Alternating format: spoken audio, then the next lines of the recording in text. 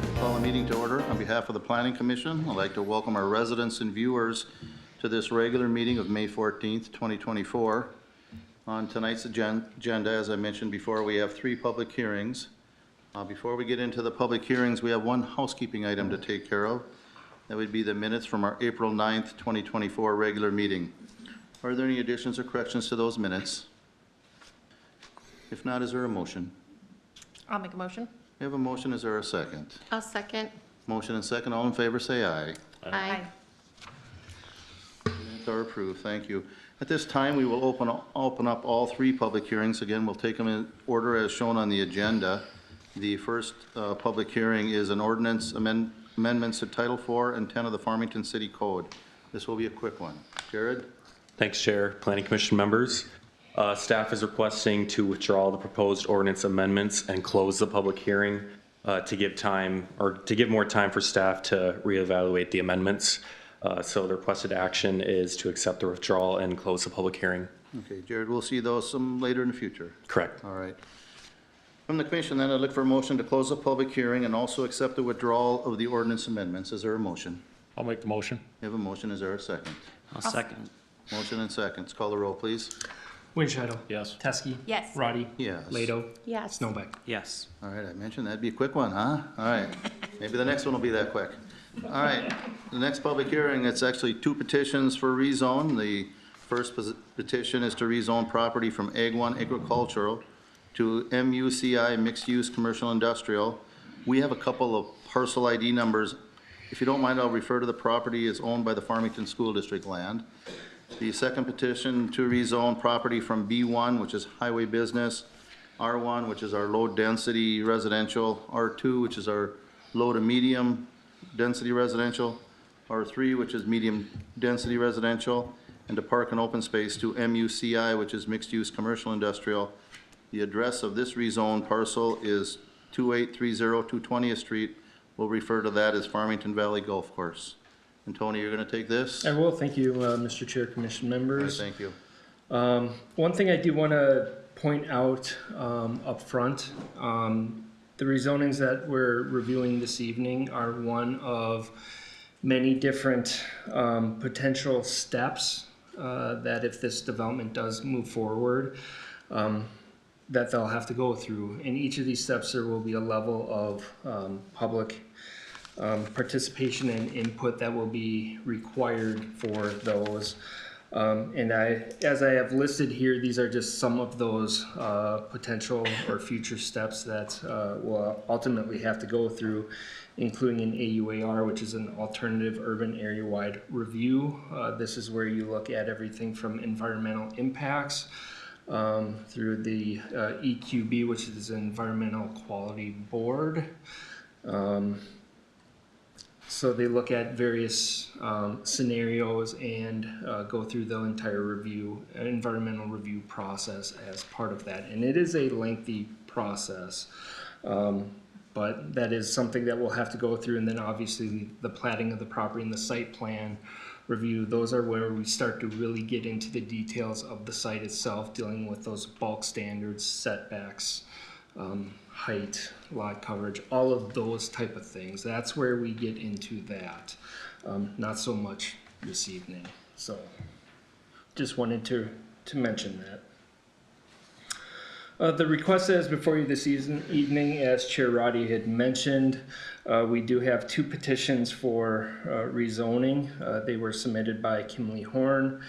The first one is the school district property south of 225th Street. Those PID numbers are 070050076011, and the second PID is 070050076012. Those are the further 2 pictures on the north, or on the left. Shown there. And then the second petition is for the Fountain Valley Golf Course located at 2830 220th Street West, and that is the far right picture shown here.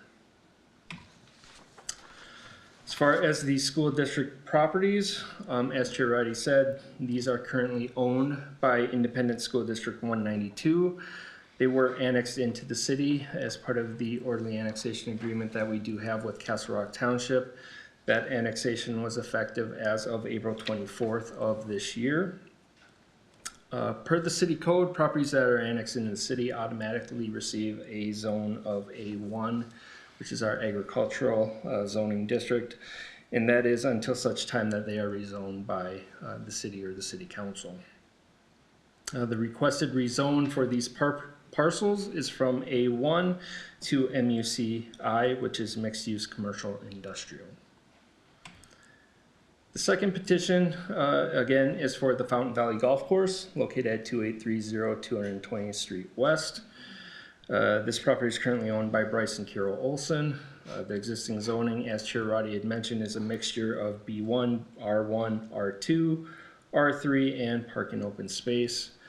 The requested petition asks for a rezone of this parcel from those to mixed-use commercial industrial as well. The proposed use at this time is for a master plan technology park, which is a permitted use under the MUCI zoning district. Do want to mention the comprehensive plan. The city is currently working through a mid-cycle amendment. That would be not only dealing with these parcels, but the city as in entirety. The amendment will include guiding all three parcels as mixed use, commercial, industrial. Obviously, there's a number of steps that have to happen before those things get approved. There would be plenty of public input through that process. We are only at the very starting process of looking at the land use portion of this update. It is anticipated that that update will be approved by the end of this year. That would be approval through the City Council and also the Metropolitan Council. The action that is being requested this evening is to recommend approval of the following actions and forward the recommendations to the City Council contingent upon approval of the mid-cycle comprehensive plan amendment. Number 1, rezone the properties identified with PIDs 07-005-0076-011 and 07-005-0076-012 from A1 to MUCI, mixed use commercial industrial. And then number 2, rezone the property address as 2830 220th Street West from B1, R1, R2, R3, park and open space to MUCI, mixed use commercial industrial. So, and we do have the applicant, a representative from the applicant here as well, so. Thank you, Tony. That was the staff report we discussed earlier. So Tony will be available to answer questions during the resident comments if you have any for him. As Tony mentioned, there is a representative for the applicant here. Mr. Ketchpool, did you want to say a few words?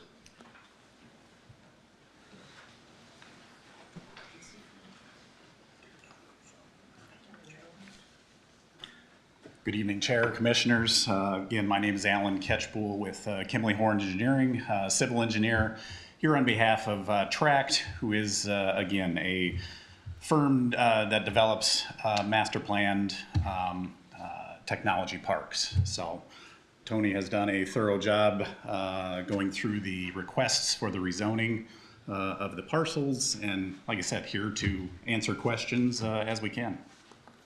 All right, thank you. If you'd stay available in case there are any from the residents. Absolutely. All right, we're at the opportunity for the residents. We made it through the staff report, the applicant's comments. This is your time. Again, as we mentioned, because this is a legal public hearing, I ask you to raise your hands. Everybody get an opportunity to speak. Go to the podium, state your name and address for the record, please. Thank you. And can I ask the other members, have the courtesy to let the person speaking be heard, so, okay? Be respectful. Thank you. Thank you. Good evening, Chair and Planning Commission. My name is Nathan Ryan. I live at 22390 Cambrian Way in Farmington, Minnesota. And I have a statement. It is fairly lengthy, so please just, please follow along. So, to the Farmington to the City of Farmington Planning Commission, the City Attorney Campbell and Knudsen, This statement is for the record, and we would like this statement placed in the record as well. We believe that the request to change the zoning of the Olson property, also known as Fountain Valley Golf Course, is not in the best interest of anyone that surrounds this parcel. We believe that by rezoning this property, the city is creating an island of mixed-use commercial, which could also be an illegal use of zoning known as spot zoning, and does not follow the guiding principles adopted of the comprehensive plan. We also believe that rezoning this parcel is against the orderly annexation agreement, I will refer to that as the OAA, between the city of Farmington and Castle Rock Township. So I'd like to go through and just touch on each of those claims individually.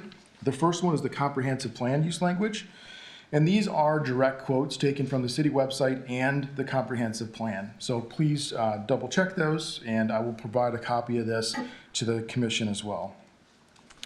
So why is the plan important? A comprehensive plan guides the location, type, place, and future growth of new development and redevelopment in an orderly, efficient manner. And again, that's a direct quote. Defines different types of land uses and protects property owners' investments by ensuring consistency and compatibility of land uses and development. Changing, so this is my comments, not quoted, but changing the zoning of this property does not accomplish either one of those stated reasons for the comp plan at all. We already have a planned business industrial area in the city of Farmington. It's comp plan. The Olsons have already requested a zoning change in this property as originally annexed into Farmington. They requested their parcel to be zoned as residential as a developer was looking to purchase the property at that time. When that happened, the Planning Commission and the City Council did agree to the zoning change. And there were some adjoining property owners on Bering Avenue that voiced concern about the medium density housing that was to be shared in the property line. And I just, as a point of reference, you can read their comments and you can read in the Republican Eagle and just do a search for Fountain Valley annexation, and that will find. The Republican Eagle is a paper that's published out of Red Wing, Minnesota. And I will come back a little bit to the orderly annexation, and I have that as a separate point. A few other quotes directly from the comprehensive plan is they help coordinate public and private sector decision-making and investments. This is very important. I'm going to read that just one more time. They help coordinate public and private sector decision-making and investments. They'd also lend, another direct quote is, lends a greater degree of predictability to future community changes. And I think that it's very important as we move forward as Farmington that we consider that, because the comprehensive land use plan will guide people to making decisions. And again, these are just two reasons that we believe that these reasons you should not even entertain voting on this tonight. You are telling current residents and future residents they cannot and should not trust the comp plan, and that you as a planning commission will not follow your comp plan. Many of us live in the Executive Estates neighborhood, and we knew that the course would eventually sell one day. And because of the comp plan, which we should be able to rely on, we assumed because of the current zoning that it would be turned into housing with some parks and obviously some commercial areas along Highway 50. To now change the zoning to commercial industrial seems to go against the comp plan. And why would future people buy homes or properties in Farmington when you're telling them that you'll do what you want with the zoning and not protect their investments? I read that part twice, please remember. Some guiding principles that you're going against in the comp plan. Preserve and enhance the community's hometown character. Create a neighborhood that is connected and provided with a sense of community. Work with neighboring communities, that's very important. Work with neighboring communities as Castle Rock neighbors this property on the east side, and regional entities to effectively provide services and plan for the best area of growth. We don't want to give the finger, either figuratively or actually, to our neighbors. At least we don't. The mayor may choose to do so differently. Bringing the city together through local and regional systems of pedestrian walkways, bikes, trails, and public transit opportunities, and functional streets for vehicles. Again, these are guiding principles, and the Planning Commission is supposed to follow them when looking at zoning changes and zoning in general. Why would the Planning Commission adopt these guiding principles and not adhere to them in this case? I'd like to further touch on our spot zoning claim. We believe that this is an instance of spot zoning occurring. I'd like to just remind the council of, not the Council, the Planning Commission, what the classic definition of spot zoning is. The process of singling out a small parcel of land for a use or classification totally different from the surrounding area for the benefit of the owner of such property and to the detriment of other owners. There's no question. This is a detriment to other owners, and the only people who are benefiting from this is the current owners of the golf course. By the way, I'd just like to say that I want to see them sell that golf course for as much money as they possibly can. They deserve it. They've been pillars of this community, and they're nothing personally against Bryce or Carol Olson. I've golfed there. They are good people. The size of this parcel is small and relative. The size of this parcel is small relative to the other available commercial industrial, and its rezoning doesn't match any adjoining property zoning. The only persons to benefit of this are the golf course owners, and this makes their parcel worth much more money by rezoning it in a commercial industrial manner. Frankly, millions more. If you look at the already available property in the commercially zoned industrial area, it's selling for about twice the amount of what we've heard through rumors, and I don't want to quote the number, but we've heard through rumors that the golf course is selling for. And this also does not provide a single benefit to surrounding owners of the property that that the rezoning property would provide. We also believe the city will face litigation should the Planning Commission move forward with the rezoning of this property, and obviously the City Council, as you mentioned as well. The litigation could tie this sale up and rezoning up for years to come and cost millions in tax revenue, which would erase any perceived benefit from the new tax revenue that this site could bring to the city. And potentially the city would have to ask its taxpayers for more taxes to continue to fight with its own taxpayers. The League of Minnesota Cities only provides so much coverage. So in fact, your first $250,000 are only providing 85% of coverage for, 60% after that. And there is $1 million aggregate limit. I do know that the city of Farmington has purchased additional insurance for up to potentially a $4 million aggregate limit with additional insurance that they have purchased. After these thresholds have been met, the city would have to move forward with litigation. They would cover that cost at 100%.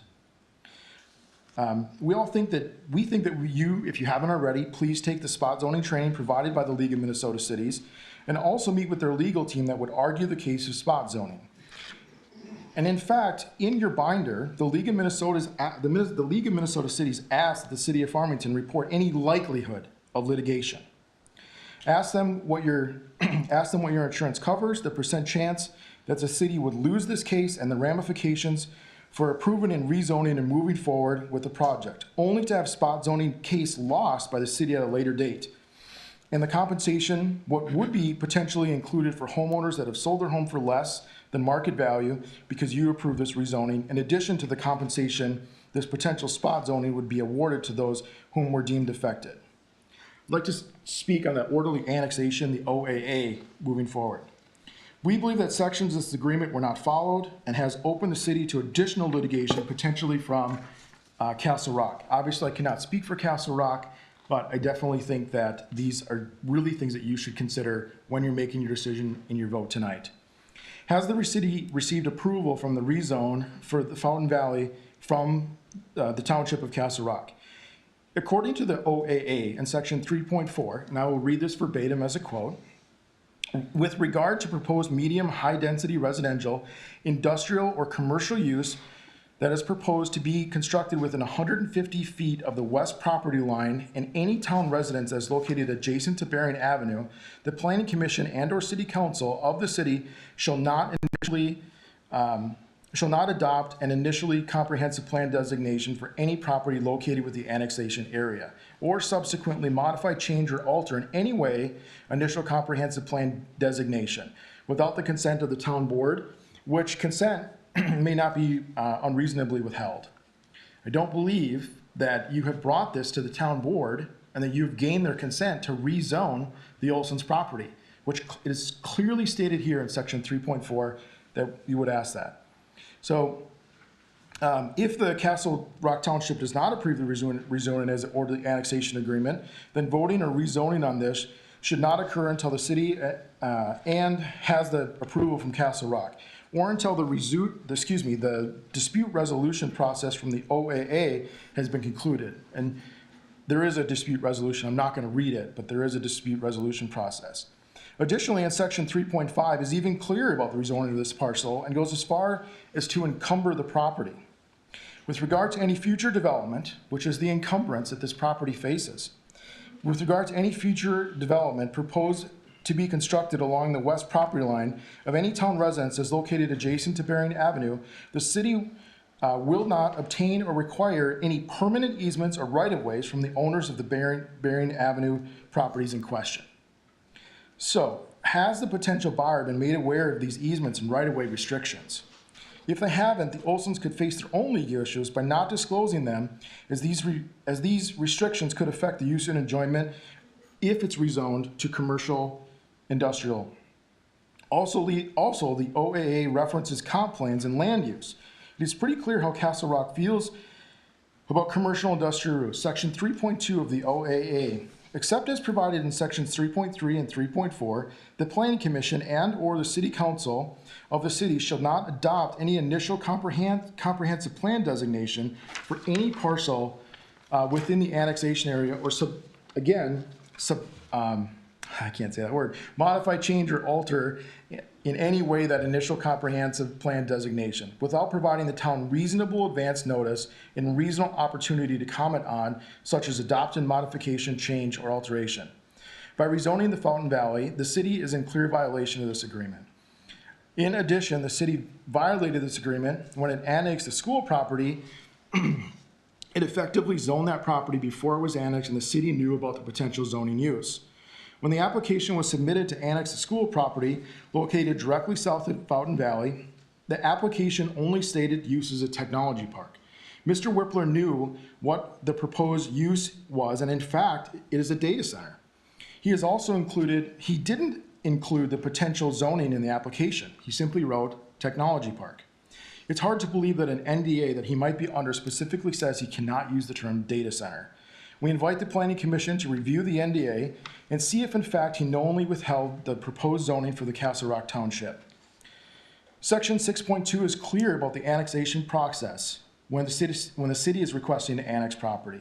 If the city intends to act on a petition to annex a parcel of property within the annexation area, the city shall, within 14 days of receipt of a petition, keep in mind that this purchase agreement was initially started in January.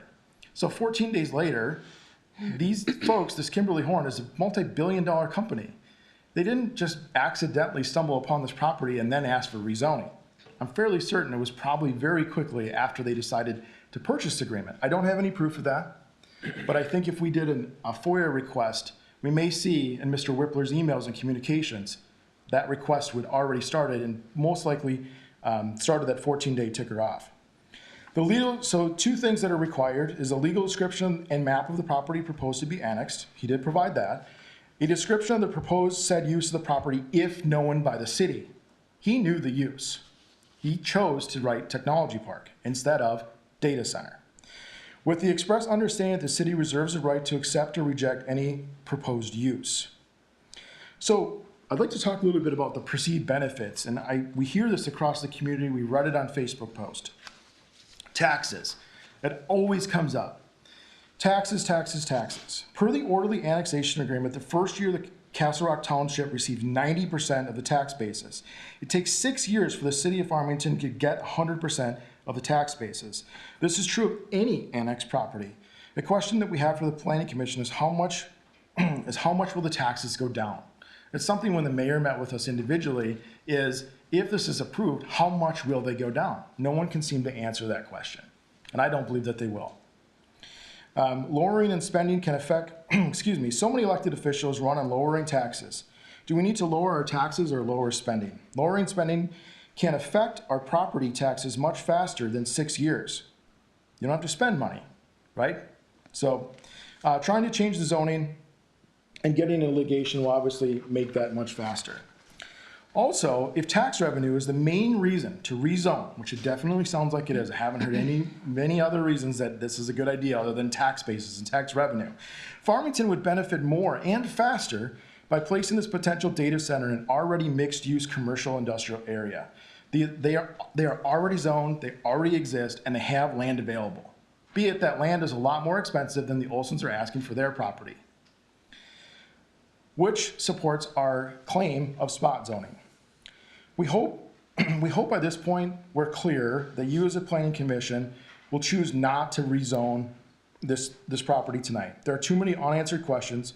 Castle Rock Township never approved this rezoning of either property, and they never held their own public hearings. Rezoning Fountain Valley hurts Farmington more than it helps Farmington. Please don't blight us. Thank you very much for your time. Mr. Ryan, thank you. You did a very nice job.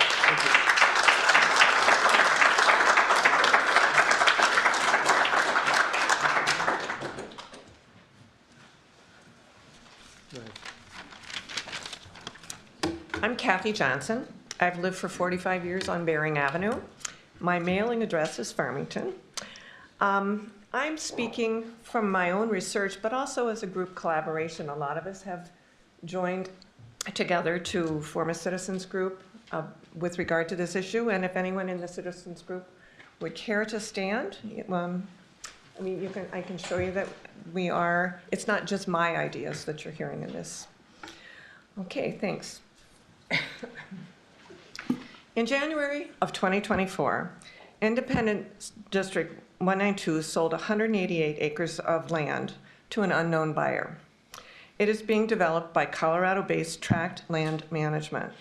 It was formerly the Angus Farm south of 225th and between 3 and Biscayne. It's been annexed into Farmington. In April of 2024, the Fountain Valley Golf Course was also sold to an unknown buyer and is being managed by the Tract Lands Management Company. KIMLEY-HORN, an engineering company in St. Paul, is the applicant for the rezoning, but is not the end user. In the case of both partials, the end user of the property is being kept from public knowledge. But end use is no secret. It's for a data center campus. The term campus came from a tract land presentation to the Castle Rock Board of Supervisors last November. It means a group of data centers. The proposal for rezoning from Ag, R1, R2, and R3 residential, and B1 business to mixed-use commercial industrial is an enormous change. It seems to me to be a substantial departure from the regional system plan or the regional comprehensive plan of the Met Council. To change industrial zoning and building data centers, or the change to industrial zoning and building of data centers will have a major impact on our city and the community at large. The list of problems with data centers in the U.S. and worldwide are many and substantial. For my presentation tonight, I will focus on 3 major areas of impact in our community: noise, water usage, and electricity. Every bit of information in my presentation is research-based and well-documented, and anyone who wants it, I will provide you a link with all the citations that I'm including tonight. And if anyone wants that information, I'll include my email address at the end. Google always considered water, the use of water in a data center, to be a trade secret. But under pressure from the courts, finally divulged that the average data center in the United States uses 450,000 gallons of water per day.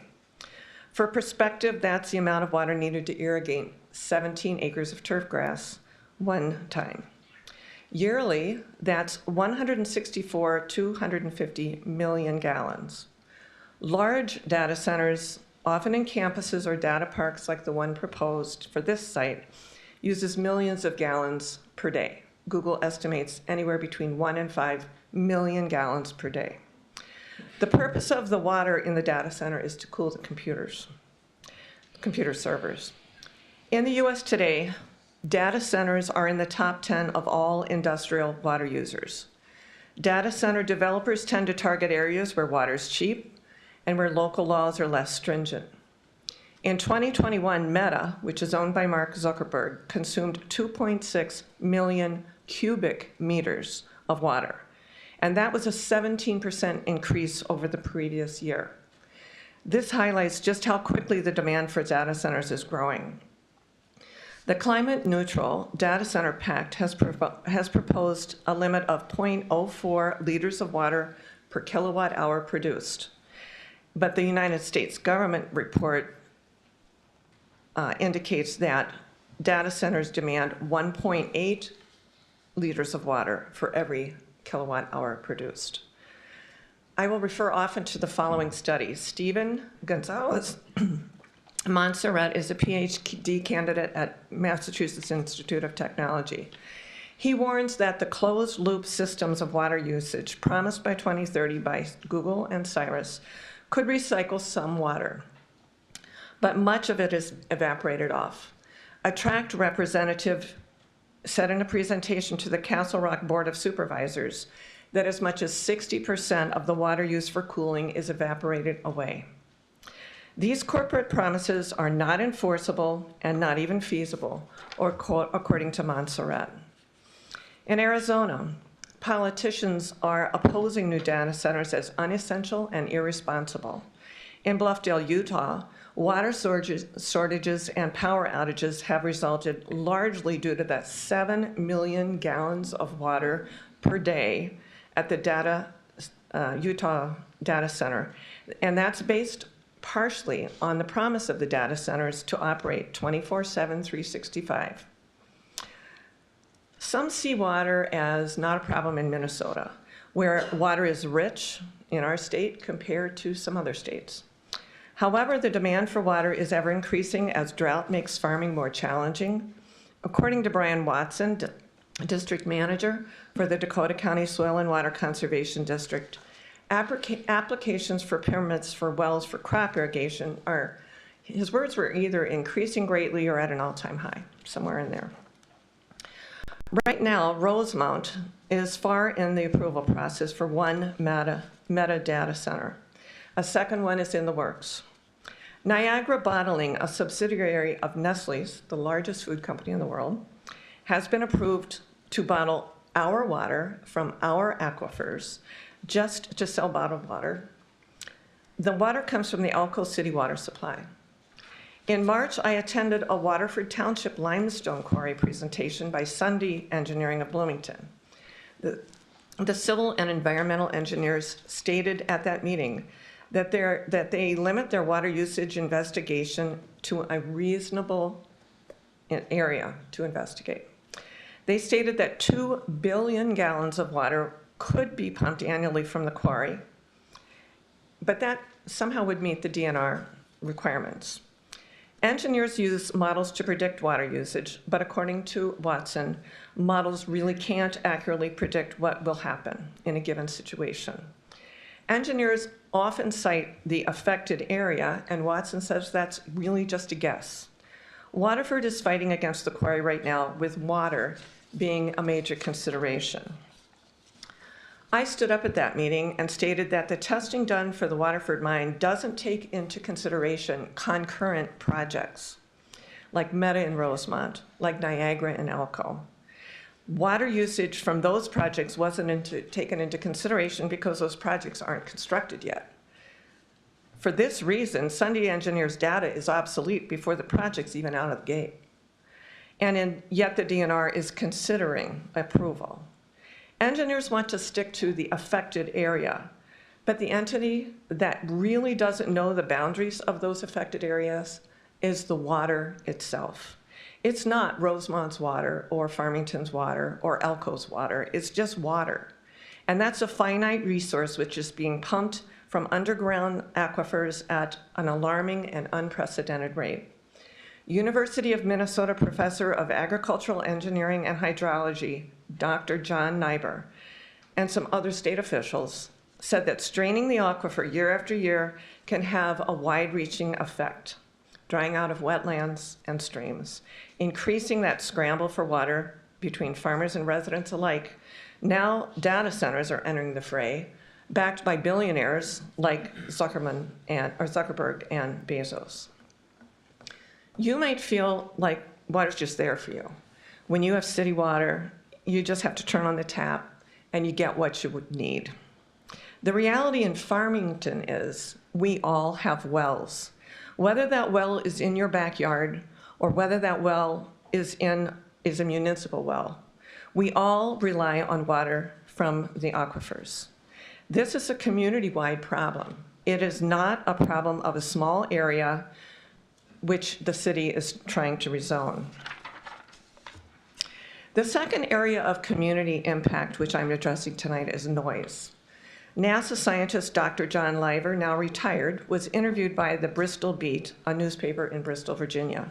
Virginia has some of the most data centers in the United States. He states that data centers produce a constant hum, a mechanical whirring sound which is difficult to filter out. It can't be unheard. In data center campuses, the noise is, and I quote from Liver, loud, worse than anybody figured it would be. Neighborhoods near data centers record noise in the 40 to 60 decibel range. For a reference point, 70 decibels is like standing right next to an air conditioning unit. Importantly, the sound from data centers can travel up to 2.5 miles, according to Liver. That data is corroborated by the MIT study previously mentioned, stating that sound can travel up to 2 miles. Dr. Braxton Boren, an audio technologist at American University, states that the long, low-frequency sound waves, which are not absorbed by air molecules. The waves bend and literally go over sound barriers. They can't be blocked like, say, traffic noise with the barriers that are put on an interstate. Containing that type of sound is not easy, not very effective, and expensive. Since data centers are not federally regulated, they're self-regulated, where's the incentive for them to control the noise? The Center for Disease Control reports the health effects of living near this type of noise are well documented, common, not the exception. The CDC says that noise too low to damage hearing can still cause stress, anxiety, heart disease when constantly exposed to it. The brain never gets away from it. People living near data centers in Chandler, Arizona, regularly report stress, difficulty sleeping. The MIT study states very well-documented health effects of hearing loss, elevated cortisol, which is a stress hormone, hypertension, and insomnia. Living near a data center is unhealthy. MIT describes the noise from a data center as acoustic waste or noise pollution. In Chandler, Arizona, the Dobson Noise Coalition, a citizens group trying to force mitigation of noise from data centers already located there, have had very little progress in their quest, even with legal action. Whether that's because the decibel limits are higher in industrial zones, or because the sound levels vary, or because the data centers are self-regulating with no federal, state, or federal or state agency to regulate them, noise produced by the cloud seems to elude regulatory schemes. You ask, why do the decibel amounts vary? Well, one reason is that they have gas or diesel-fired generators that have to kick in during power outages. Remember, 24/7, 365. You may think that you live in a part of Farmington that's too far away to be impacted by the noise from a data center. My husband did a simple Google Maps search of some sites in town and their distances from the golf course. Google Maps is the driving distance, so that as the crow flies, which is how the sound travels, makes the distance even further, it reaches further. Square Cut Pizza is 2.1 miles away from the golf course. St. Michael's Church is 1.9 miles from City Hall is 2.4. Glen Haven, which used to be Oaken Treasures, the event center, is 2.5. Imagine sitting on the patio of Bourbon Butcher with an electrical whirring sound in the background. Farmington has developed a very desirable park with ponds, trails, and a fishing pier near the Park Place addition. Your enjoyment, or our enjoyment, of parklands will be impacted by the noise emitted by a data center. Those of you in Sunnyside, imagine your backyard gatherings complete with the nonstop sound from a data center. All of this, the selling of the environment for the advantage of an increased tax base for Farmington, but billions of dollars to folks like Bezos and Zuckerberg, or whoever the owner might be, we don't really know. If this is such a great thing for Farmington, why the secrecy? Another common complaint about data centers. About half of the homeowners, which our committee visited when distributing flyers about this meeting, had no idea that a data center was about to come to town. Has anyone on the town council actually been to Chandler, Arizona, or Bristol, Virginia, or Buffdale, Utah, or Wolf County, Arkansas, to see or hear the impact of massive buildings full of computers? Or talk to any of their resident groups? If you believe Amazon's report of noise from data centers is lower than most people are reporting, perhaps you should pay attention to John Liver's research. He conducted research about noise in several communities of Prince William County, Virginia, that are near data centers. He found that density of buildings within a data center campus increased noise pollution, but he also stated that Amazon's statement about noise from data centers is inaccurate. That's called greenwashing. It won't be as bad as folks are really claiming it'll be. And now to electricity, the power grid. Yesterday's Washington Post had a great headline. The nation's power grid is overwhelmed. New rules aim to boost construction. The article goes on to quote the Federal Energy Regulatory Commission, stating that the country is experiencing routine power outages. The grid is at a make or break moment, and that's a quote. There were 3 reasons cited for causing the surge, the first of which was the demand for power from the surging data center electricity use. Even with new rules and regulations, regulators will have minimal authority to push through projects such as power lines. In the last decade, the amount of new transmission lines in the US has dropped from 4,000 miles to 1,000 miles per year.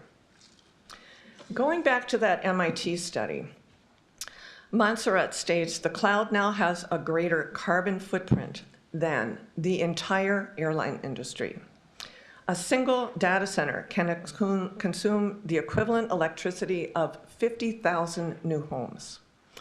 The National Energy Agency says that 1 to 1.5% of global energy use is attributed to data centers. Despite the improvement in PUC, which is power usage effectiveness, data centers are not on control or on target for carbon neutral goals that have been established. There's a trend for smaller individual data centers to transition to the cloud, which are more efficient than the smaller data centers of the past. However, according to Lawrence Berkeley National Laboratory report, even if every one of those smaller data centers, individually owned by companies, were to transition to the cloud, the energy savings may be only as high as 25%. According to Jacob Browndy, in his Tech Target editorial, data centers are one of the most energy-intensive types of buildings there is, using up to 50% more energy per square foot of floor space than other types of commercial buildings. Why should Farmington citizens think that our electricity is any more plentiful than in other parts of the USA? And go back again to the concurrent project argument in which water supply was questioned, now and in the future. Our community is not immune from the same types of experiences that other communities have where data centers have been built, and we'd be fools to think otherwise. I have tried to highlight the concerns of water, noise, and electricity in this presentation. There are 3 among the list of projects, there are only 3, these are only 3, among the list of problems associated with data centers. The question for the Planning Commission is, do we attempt to rezone? Is it even legal? Is it in the best interest of the community or not? I, along with the others in the citizens group, am totally opposed to the rezoning in the location which Farmington has proposed to accommodate data centers or any other industrial project which Farmington may plan. Using the CD's research on health consequences of noise pollution, the three of the studies that I have cited, those of Dr. Livers, Boren, and Montserrat, recommend that data centers should never be built near homes or schools. LIBOR goes on to recommend not putting a data center closer than 1.5 miles from homes, schools, or parks. Jerry McGovern of Hot Press describes them as just horrible for local communities. In addition to water and noise issues, they produce little or no local jobs. They gobble up electricity, will be gone in 10 to 15 or 15 to 20 years, leaving behind a big, ugly shell. I ask the Planning Commission of Farmington not to change the zoning of the parcels where the data center campus is planned from agricultural, residential, and B1 business to industrial, commercial industrial. It is clearly not compatible with the current zoning, both in the city of Farmington and in Castle Rock Township. To make this charge is not only not in the best interest of our community, it's frankly unconscionable. If you want to join forces with our citizens group or simply want to see my research, please sign up as you exit with your email address. Those of you on the screens, I'm Kathy Johnson. My email is cg50johnson@icloud.com. That's cg50johnson@icloud.com. Volunteers will be in the back as you leave. If you wish to leave your name and address, most of us are wearing green. And thank you for your time. Thank you, Ms. Johnson.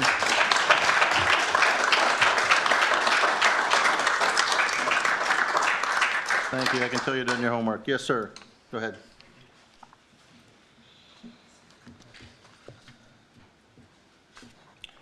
My name's Jeffrey Schottler. I live at 22420 Calico Court, Farmington, Minnesota.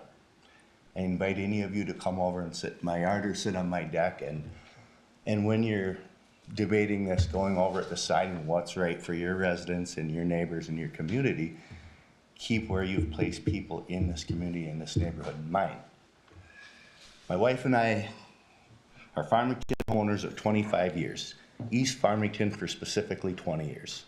Our daughter has been raised in East Farmington from day one. We've always loved this family-filled, quiet environment that provides the proximity of this area. The proximity of this new commercial industrial park in no way represents Farmington's plan. This proposal of rezoning, this proposes a serious concern for environmental and health impact directly related to industrial business in close proximity to homes. This will be under 50 feet from my home. The border of this lot will be 50 feet from my home. It's hard to imagine how I'll be protected as a resident, how my daughter will be protected as a resident, and how I can make a future decision and plan. I'm meeting with one of your guys' local residents tomorrow to put a for sale sign in my yard. I don't trust that this isn't a done deal. I don't want to put my daughter in an industrial park. I don't need this. I lived in East Farmington on 704 14th Street for 13 years. Me and my wife were married. We lived there for 5 years. Stand up. We were there for 5 years before we decided to have our daughter. She spent the next 6, 7 years there. I sided and worked on half the homes in Executive Estates neighborhood. That's where I live now. I got to see this neighborhood grow and watch it and decide that I love it and like it and where it is and what's been proposed and zoned for Farmington. Talked to Herbie Nivola. He's my realtor. I think half of you know him. Before I moved in, I talked and dealt and emailed to Tony. Can I buy this property and can I build a garage here? And what are the borders and what's my land and what's the zoning behind me and what's the likelihood? Nobody can predict that, but I can predict that. Right now it's a golf course and that it's been recently rezoned to R1 residential directly behind my house. I'm fine with that, and it was obvious this would happen. There's a sign right there in our neighborhood that says Future Through Street. We're fine with moving forward, upgrading, development, people, economy. There's a ton of room for business in Farmington. There's not a ton of room for industrial and commercial between two neighborhoods. These are all my neighbors from Castle Rock. They're actually Farmington addresses. They need to be heard and listened to too. Josh Hoyt stood with me and 6 of my neighbors in the road and said, as far as Castle Rock is concerned, I can give them the double birds. I don't have to listen to them. That's from our mayor. That same night, the mayor told me, this is Thursday. This is last Thursday, not even a week ago, that he had no idea This would be a data center or a technology park.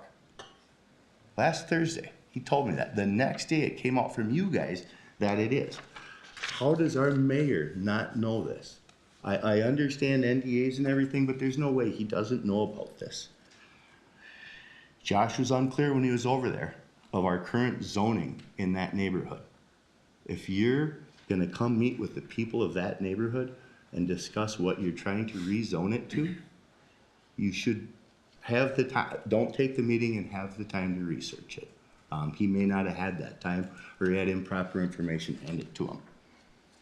Jared, 5 days ago, email, May 9th. And this is quoted. You have no knowledge and absolutely zero involvement, and all questions on this topic must be directed to Tony. How does, it's too many people claiming that they have no knowledge. This really seems like it's getting forced and pushed quickly. How can we trust as a community that what is being said is clear, honest, or even adequately informed if the mayor and the planning coordinator have now supposedly just been informed on the reasoning why the urgent push to rezone these parcels are and what the current or present state of annexation is or was? The zoning change request does not follow the current comprehensive land use plan, nor does it resemble it in the slightest way. It sure seems to violate several of the orderly annexation agreements that you made with Castle Rock.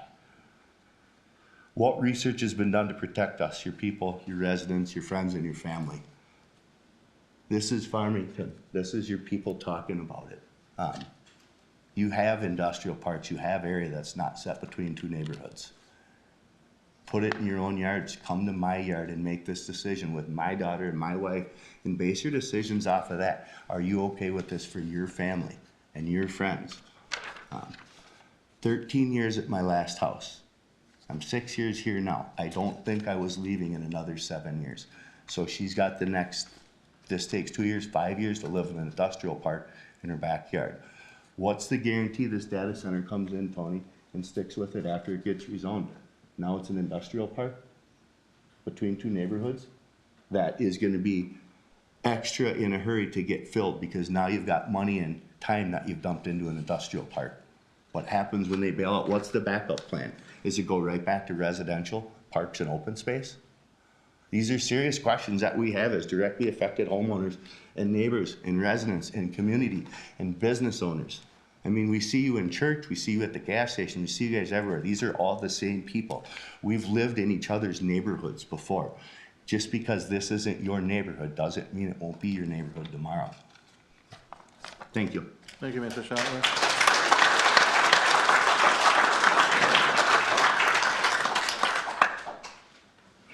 Other residents that would like to speak?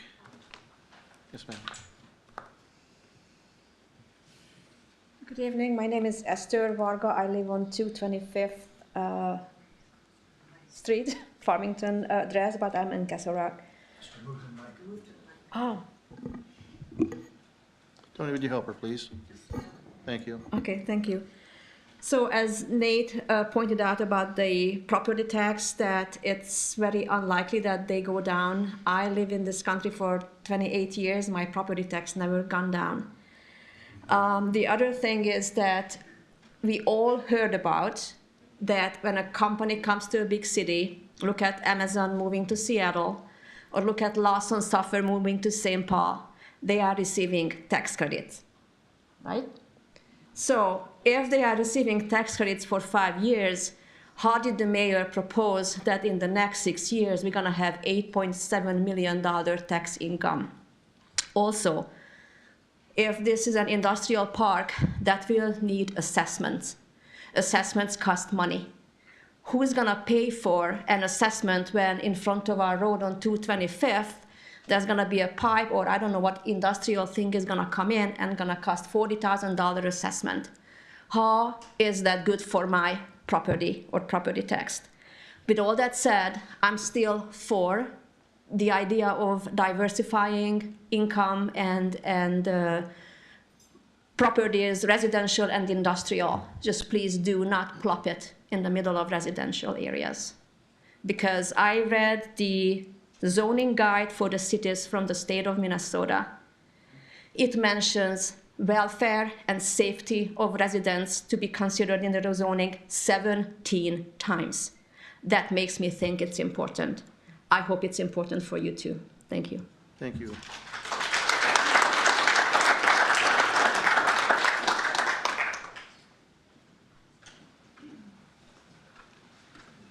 Good evening. My name is Jamie Williams. I live at 22315 Bering Avenue. I've lived many places in my life, but I settled in Minnesota because there is something special up here. You have something that no one else has, okay? When I lived in Texas, everybody had meetings about pump jacks. Let's put a pump jack on your place. You won't smell it, we'll put it in the back. You always did. And then it was like windmills. Oh, those are great. We just got to put them up on a hill somewhere. You'll never notice them. You can see them from 25 miles away, okay? So every time you have somebody that comes in and says they got it figured out, don't worry, it's high tech, we'll take care of it. They never do, okay? I can implore you as a city, don't do this. Don't do it. I've seen it happen. It's not going to be good for us. And then another thing is, how many little toddlers and children live within that 2 miles? I can think of about 100. 2 of them are mine, Jameson and Felix. They were going to live there the rest of their lives. I was going to give this house to them. Now you're giving them an industrial park to look at. I'm 50 feet away from the thing as well. I implore you to come and look at where they're going to put this thing. It's right on top of me, okay? Another thing I can tell you is, Minnesota doesn't have the water that you think. It doesn't. It dries out all the time. We share an aquifer with 3 other states, okay? It's not our water. It goes up and down and up and down. Do you remember over a decade ago, there was no water here. St. Patty's Day, it was 85 degrees. We were out in shorts. I'm a roofer, we used to knock doors. We don't do it anymore, it's nasty. But we were out knocking doors. It was 85 degrees. We were walking across lakes to get to other houses. We are not impervious to running out of water, people. Even if the farmers start to chill out and we put solar panels from here to the next town, which is a horrible idea too, okay, that's a really bad idea. If they get damaged, they drop pollutants into our water that we're already fighting over. I would implore you to just wait. Do not vote this thing in tonight. Go slow. It's always been in everyone's best interest to let some other idiot go first with tech, right? Why are we running towards this? Why? I don't understand. I can't think of one good reason except for Mark gets a tax break. He gets to buy his real estate cheap. He gets our water, which we don't have as much as we think. And the only people who prosper are people that we don't see. And meanwhile, if they don't take it, there will be another evil person to step up and take their place. Please, please, I am begging you, don't destroy my home. Please, slow down. I don't have anything to tell you besides how I feel, and I know these are good people. They're not lying to you, and neither am I. This will be not good for Farmington. I'm imploring you. Thank you. Thank you, Mr. Williams.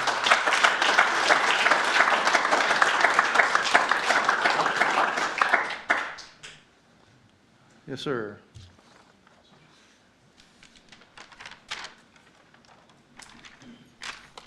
Good evening, Planning Commission. My name is Andy Berg. I've been a resident of Farmington since 2005, so I'm very quickly approaching 20 years, which is a little frightening to me. And I wanted to come to you tonight, obviously, to talk about the zoning proposal about Fountain Valley Golf Course specifically, and the current zoning that we have of residential moving to mixed-use commercial and industrial. First, I just want to ask respectfully, please vote no on this. Please say no to this. In 2015, my family and I decided to purchase the property at 22255 Calhoun Court, which if you look at the right-hand picture, the left yellow line, that's my front yard. So I'm right on the front lines of this. We bought this property, like I mentioned, in 2015. We'd been living in Farmington for 10 years at that time. and we knew this is where we wanted to stay and we wanted to be. We made the decision knowing that the golf course would eventually be sold. Even at that time when we purchased, it was always told to us by our realtor that that was going to be phase 2 of our development. But things change, right? Zoning changes, and that's understandable with any city planning or city process. We love the idea that having an additional park or open space or even neighbors across the street could potentially be possible. Never did we expect that one of those possibilities would be an industrial park or a technology park across the street from us. And looking out our front window, we would see a giant warehouse building or something to that effect. We've raised our 2 boys here. With any luck, someday we'll have grandkids to visit us in that home. That was our forever home, and we would stay there till we couldn't physically do it anymore. Like I mentioned, I realize zoning changes change based on city needs and city changes at the ebbs and flows of city planning. What may make sense on paper because it looks like it's possible and should work out isn't always the right thing to do. One thing I would like to point out is according to the League of Minnesota Cities zoning guide for cities, which Farmington is a member of, Nate mentioned it earlier, there is a term called spot zoning. I'm going to read the definition. It's not long. I'm not going to be long-winded on this. The definition of spot zoning is cities may exercise their legislative discretion to rezone property in furtherance of the public health, safety, and welfare. However, cities should avoid a type of rezoning known as spot zoning. Spot zoning usually involves the rezoning of a small parcel of land in a manner that A, has no supporting rationale basis that relates to promoting public welfare, B, and I think this is the most relevant one, establishes a use classification inconsistent with surrounding uses and creates an island of non-conforming use within a larger zone district. For example, where industrial uses are permitted in an otherwise residential zone. That is literally from the code itself, and that is a very clear example of what we have here. I'll finish my statement here. Spot zoning that results in a total destruction or substantial diminution in the value of a property may be considered a form of regulatory taking or private property without compensation. This public hearing is really intended for one thing. It's for the residents to be heard regarding the request to rezone Fountain Valley Golf Course and the other properties as well. Tonight, I would say the residents are here to voice their concerns. It's much needed, it's overdue, and it needs to be done in the right way so that it's respectful and the Planning Commission can consider all their options. One thing I will just close with, recently our mayor had his State of the City address on April 25th, and I listened to it in its entirety. I'm going to quote him from that State of the City address, and I want you to really listen to what he said. I quote, "Our community is about the people that choose to live here. We listen to what the residents tell us, and we act on it." And I'm here to ask you to do just that. Listen to the residents, the folks that are here tonight, the folks that live right next to this property that's surrounded on at least 3 sides, I would say 4, by residential homes, by families that you've heard from tonight, and do the right thing. Don't approve this rezoning. There are other mixed-use commercial and industrial property in the city of Farmington that makes way more sense. With that, I thank you for your time and have a good night. Thank you, Mr. Bird.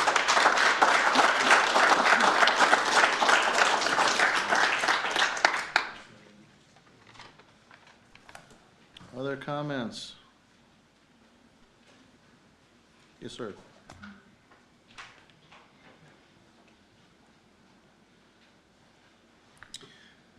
Hi, Planning Commission. My name is Jason Folger. I live at 3015 224th Street.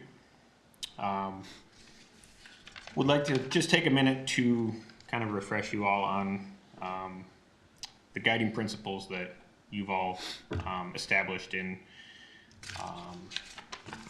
just a month ago here in the comprehensive plan amendment, actually. I'm just going to walk through those.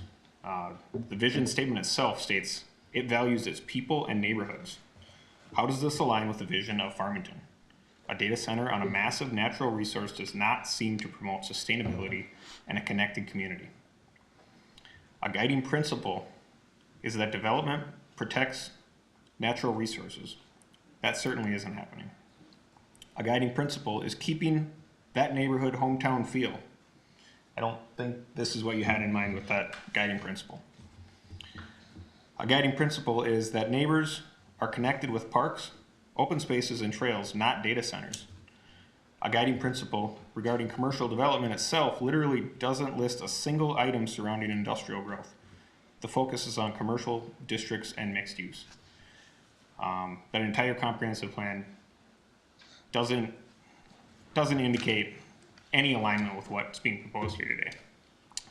This rezoning truly feels like a reactive thing being put in front of us based on an interested user. We rely on you guys as leaders of our community to represent all of us in the interest of the members of this community. What's happening here seems totally reactive, not proactive. That's why we do the comprehensive plan, right? To be proactive, create goals, work towards those goals in the interest of members of the community. Hearing Tony represent that plan is now being revisited and will be amended later this year, again reinforces that this is all happening too quickly. It's reactive. I just want to say everyone has the same goal: to see Farmington succeed and grow and be a desired community. This is not worth the increased tax base. You would rather follow the comp plan, have it take longer to sell it, and have it take longer than to sell your soul here. Put this in a location where it fits better and sticks to your guiding principles. You can't get lured in by the money.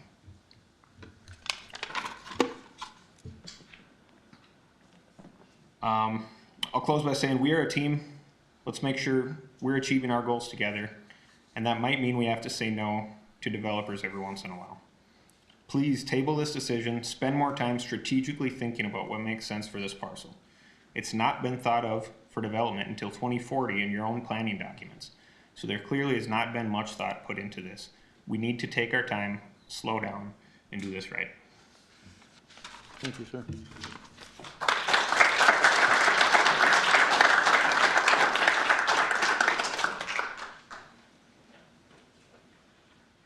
Other comments? Yes, sir.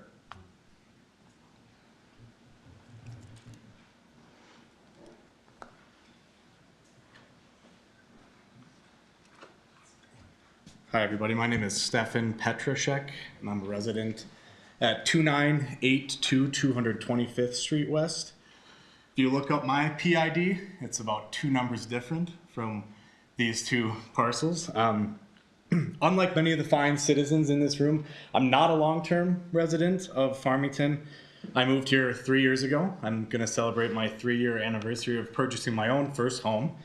It just so happens to be directly between these 2 properties. So I want to just say that in seeing this today, because this is the first time I've ever been at a meeting like this, I want to say, one, I appreciate you being here, hearing this, and all the people who I've met through this process, who are my neighbors, who I didn't know before, Kathy and Esther, Jeff, Nate, Jamie. I thought what you said tonight was really great, and I wanted to tell you guys that your tenacity, your belief in this community actually gives me a lot of pride that I found my way to it. I'm a licensed real estate agent. I've been to a lot of cities in this state. I don't pay a lot of attention to this aspect of it until it's probably too late. And this process has led me to understand that I probably should look at it on the front end. I did read, prior to purchasing this home, the Planning Commission and the plan, the 2040 Comprehensive Plan. I too thought, wonderful, I can't wait to have additional neighbors, perhaps in front of me, perhaps behind me. I knew that was a potential eventuality. I do not support the planned use in this petition. I don't think it's right for this community of people who have loved their homes, loved this place, and I would also ask you respectfully to table this, take some time, think about what is right for this place, specifically these parcels. And again, thank you for your consideration. Thank you, and welcome to the community.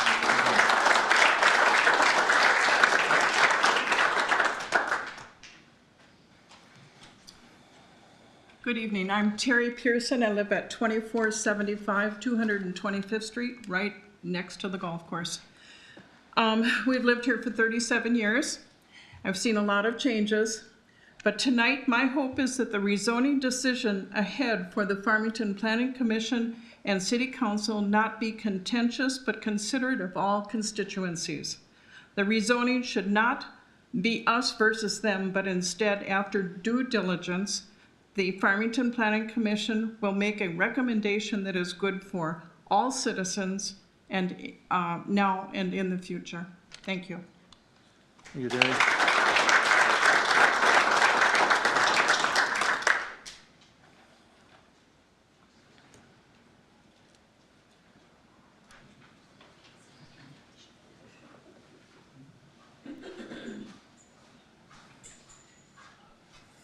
Hello. I don't know if I talk loud enough. My name's Lynn Greenslit. I live at 22405 Bering Avenue. I'm a country girl. I married a town boy, and we came to Farmington to live on a golf course, and this is a horse community. And I've got horses. I've had horses my whole life. I've got a beautiful black registered quarter horse with a mounted police horse. And this horse is backing up to the second hole of the golf course. I can ride through anybody's neighborhood, and I ride all the time. And we got 6 grandkids. We want our kids to come out there, ride my horse, see everything. The stuff is not right. And we've been here for 40 years, and our houses are very important to us, and not a data center. That doesn't belong in our backyard. Bryce and Carol, we have golfed there for 40 years. I picked up golf balls, I ride down the ditches, I ride all over the neighborhood. There's nowhere for me to ride. And now they fenced in the farming up at the fairgrounds. I can't ride up around the fairgrounds. It's all fenced in until it goes to the bridge. And when you get to the bridge, there's a downstep. I can't take my horse out there. When it rains, that ditch is full of water. I can only ride around here. And if that dinner center is there with this 20-year-old mounted police horse, I bought him to give him a good home. I built a fence, I put up a barn, I did everything. You can ask any of my neighbors, I ride all the time. And this horse is not, all of this stuff is not fair to the people that work their asses off to buy these houses. And Kathy's done tons of work. Everybody here works hard because this is our home. We don't want a data center anywhere near. And my horse, he shouldn't have to have all the noise. People, anytime there's noise, he gets reared up. Somebody banged something the other day, he went through electrical fence. And he's a calm horse. I can ride and talk to any neighbor, and he will stand there for 10 minutes as long as I want to talk. And everybody's properties, everybody's values. But this is a horse community. I moved out there for a horse community. My husband could golf. We bought our house. We shouldn't have to sell our house and move into a townhouse because there's a data center coming in the back of our house. I mean, we're on the second hole. My horse is right there. And it's just not fair to any of our neighbors to have a data center in our backyard. So that's it. Thank you.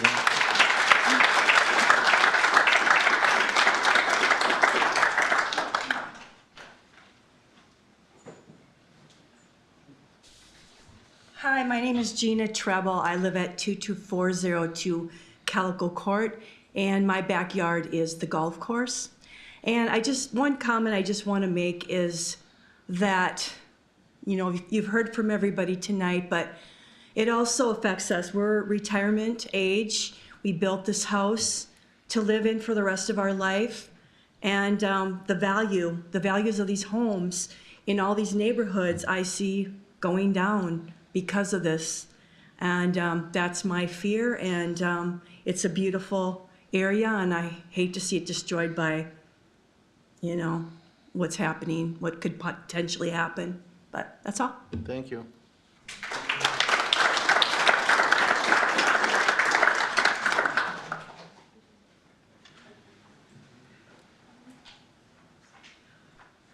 Good evening. My name is Ryan Peach. I live at 22272 Cambrian Way. Proud to say I've been a Farmington resident my whole life, almost 40 years. My parents were both born and raised here, so we're happy to call Farmington home. Convinced my wife to move here as well, and we're currently raising our kids in the Executive Estates neighborhood that we love. I'm asking you, Planning Commission, to do the right thing on this. This is not where this belongs. I'm not going to get into all the stuff that they talked about. Was great, but this is not where it belongs. Mr. Whippler talked about getting into setbacks and stuff if it just does go through and all this stuff. I've dealt with a similar experience. I built my house out in Executive Estates in 2009. At the time, I was one of about 4 houses out there. Remained pretty empty until like 2014. Around that time, I got a letter in the mail, kind of similar to those closer to this proposal, that said that right 50 feet from my house, there was going to be an industrial lot. And over the past 3 years, I've been dealing with that every day. It's terrible.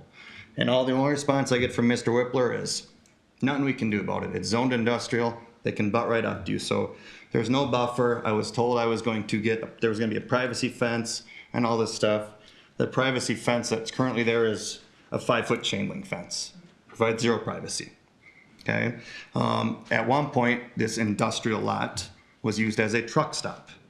And it took the city about 10 months to finally shut that down. So I had 40 to 50 semi-trucks out there running 24 hours a day, people sleeping out there, using it as a bathroom, what have you. Okay? This is not the place for industrial parks, right by residential neighborhoods. These 2 plots of land, that's not the place for industrial parks. There's better spots. So I'm asking you, please do the right thing. Thank you. Thank you, Ryan.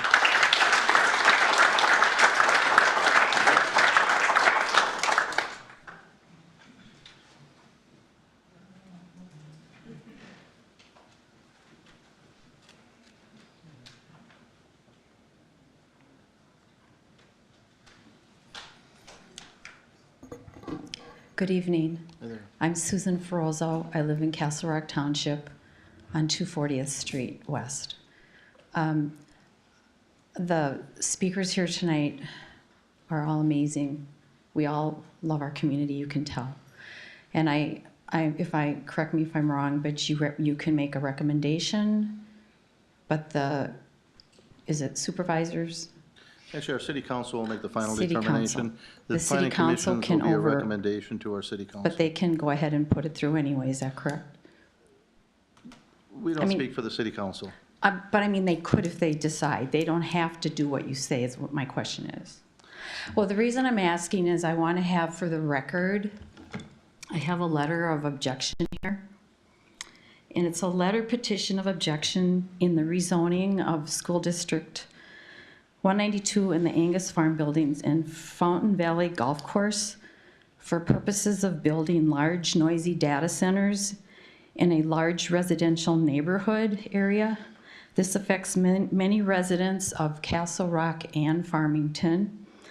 These need to be in the appropriate locations to avoid harm to our current residents and their families' health and financial livelihoods.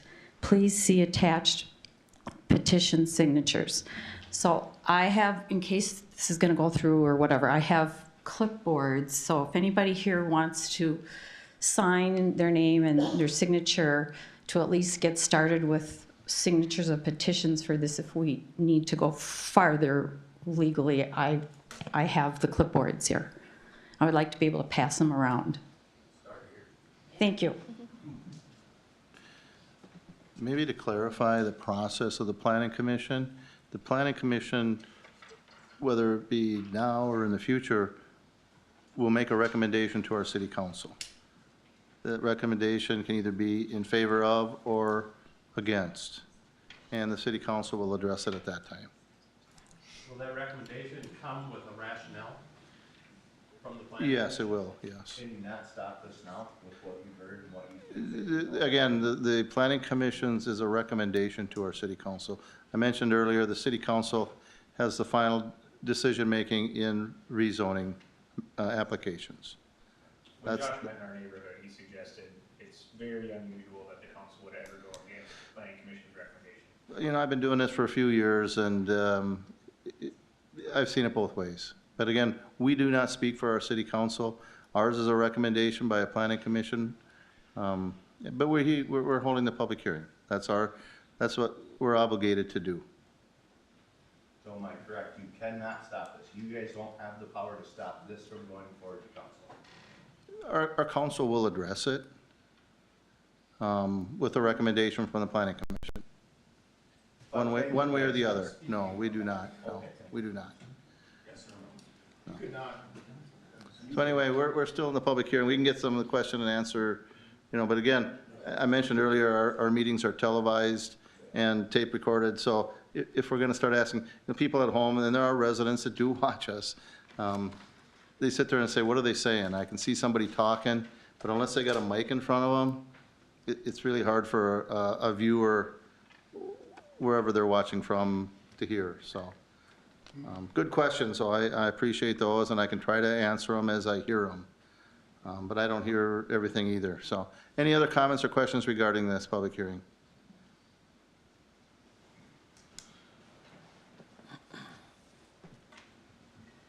My name is Nancy Casa. I live on Beaumont Avenue.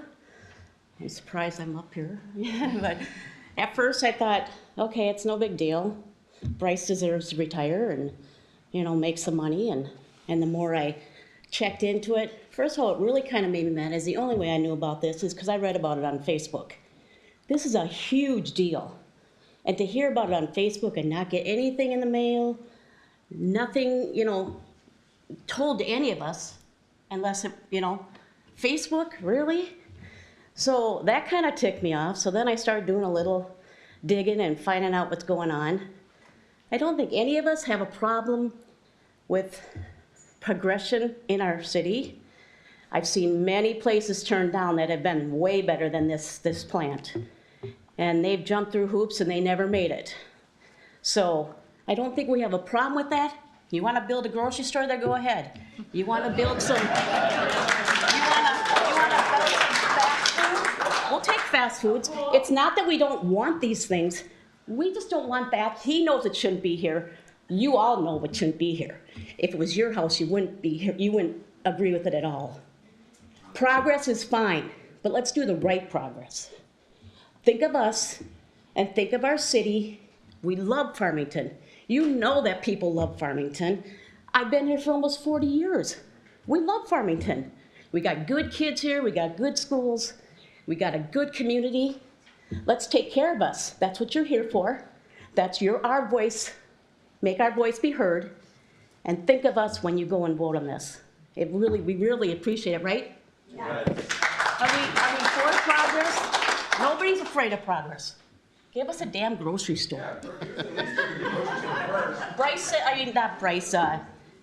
Hoyt told me that we don't have any land anywhere. Well, now that Hy-Vea's backed out, we got land. Can't the city give Bryce a fair amount of money for that land and build things that we need? We don't need that. And we all know that. You guys know that. So stick up for us and put a good word in, and let's do it the right way. Let's put things that we need as a community. Thank you. Thank you.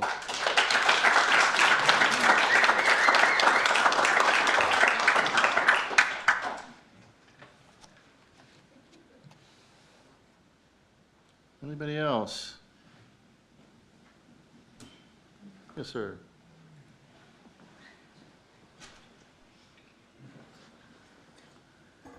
Good evening. My name is Multajami. I live on 2528 220th Street West, Farmington, right adjacent to this golf course. I'm retired, but I design data centers for private companies, manufacturing, financials in many states and internationally. So I offer what I know about data centers to the commission and also the citizens to get a better understanding of what goes into data centers. I'm not going to reiterate some of the things that was mentioned, but I just did the back of the envelope. Some of the things about the data center is power, You mentioned water. Cooling is a huge problem. In private industry data centers, they are not as efficient or in running all the time as they are commercial data centers. So I just did the back of the envelope, power usage. So what you see in your home, power usage, in a typical company data centers, it uses in about 100 square foot of space. So your home that's 2,000 square foot sitting on a quarter acre uses amount of power that a data center uses in about 100 square foot.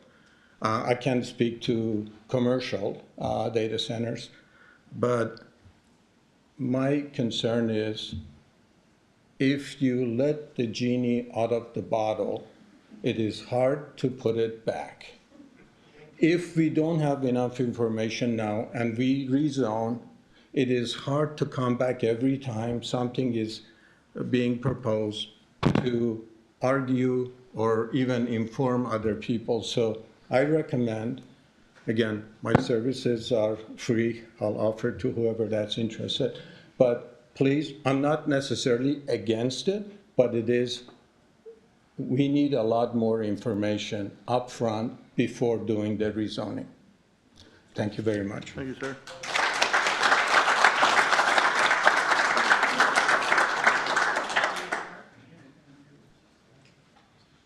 Other comments or questions?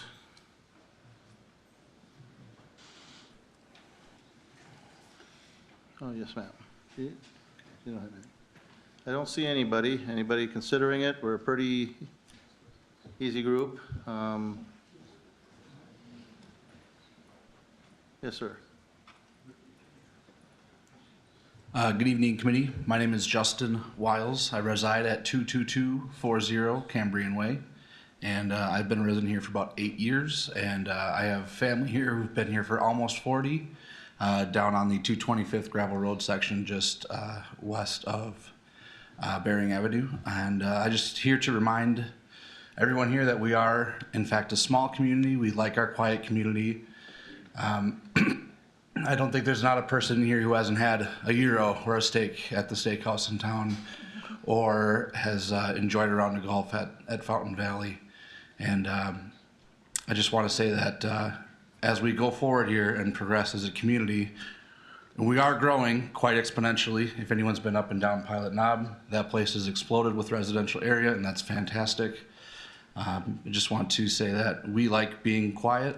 We like our neighborhoods, we like our community, and not having a data center in our backyard is probably a great thing. So that's just all I want to say, is remind everyone that we are a small community, and we enjoy each other's company, and we like to keep it that way if we could. Thank you.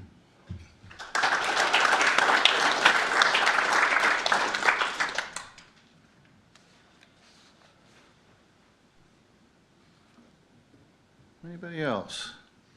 Yes, ma'am. Hello. My name is Doreen Dorneman. I live at 22295 Albatross Circle. And they did bring it up here about the drought. I don't remember the year, but you used to have a Wendy Convoy that worked here about 11 years ago. And Farmington had her hired for the people to go around and catch people watering their lawns. This is during another drought time when water was low. And to find them. So I just want to remind again about droughts. And the drought we've had the last couple of years, and in 2021, when we had issues with our well, because during the drought, when the farmers would run their wells, the fields, we wouldn't have any water. And so we did have to have our well go deeper. So this water is a huge issue, besides not the noise and everything else everybody else said. But just remember, it's real. We've been in a drought for 2 years. And when you had droughts before, you had employees that you hired over the weekend to catch people watering their lawns, whether it was Sunday, whatever day it was. But you had her finding people for that. So droughts happen. Water is precious. Thank you.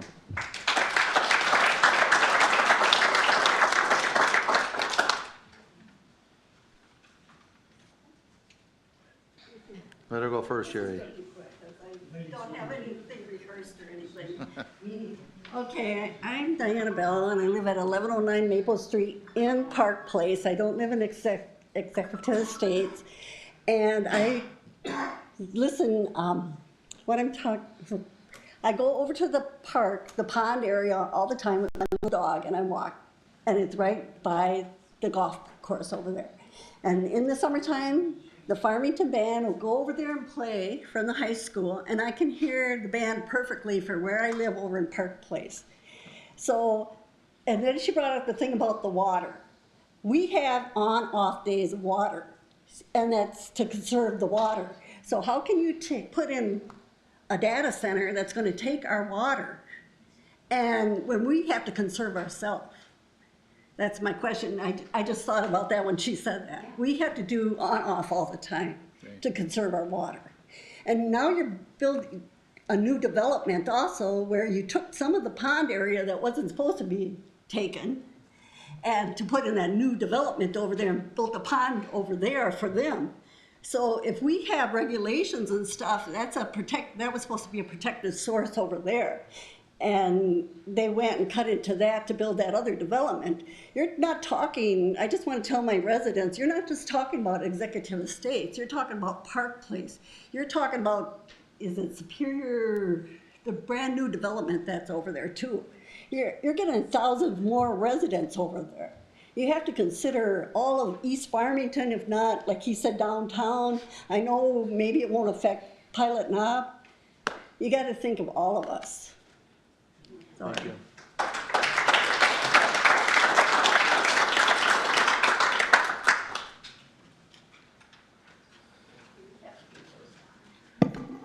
Good evening, Planning Commission members, staff, and residents. I'm not here to grandstand tonight, but my name is Jerry Risto, and I live at 516 Lower Heritage Way. I was a council member for 4 years in the city of Farmington and the mayor for 8 years.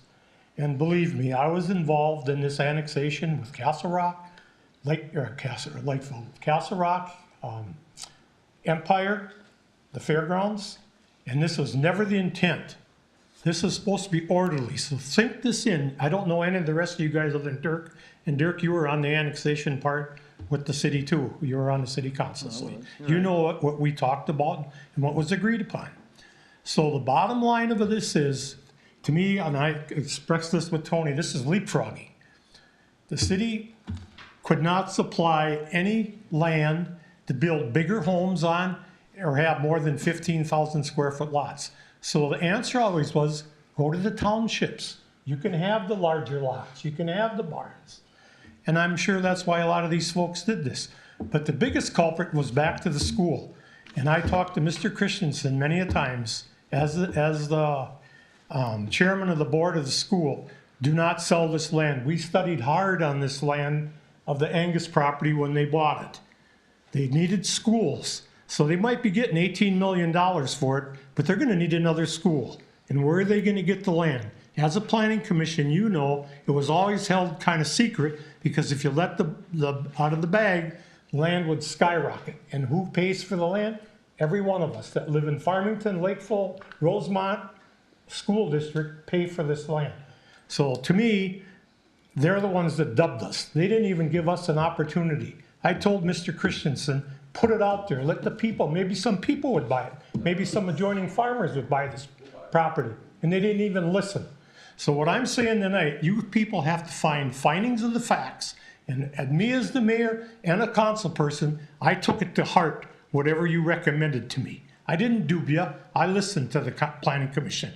And 9 times out of 10, whatever your recommendation was, we listened. But keep in mind, this is a partial that's not even surrounded. And when we agreed to annexation, it was orderly. Work together. These are stewards of the community, whether they're in Farmington, Castle Rock, Empire, or whatever.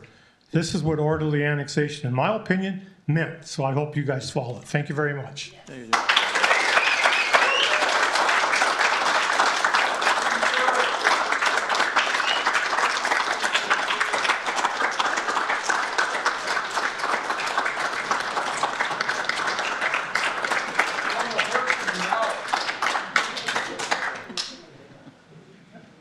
Any other comments or questions?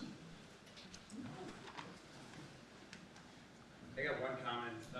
With the water usage, isn't all the water coming from or going to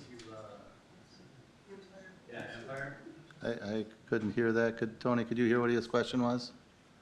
Is the water coming from Empire and not Farmington for this project? It would come from cities, city system. Where does that water come from? The ground. It doesn't just show up in the towers. Right. Sorry. It's all right. Yes, sir. 2 seconds. Yes, Mr. Schottler.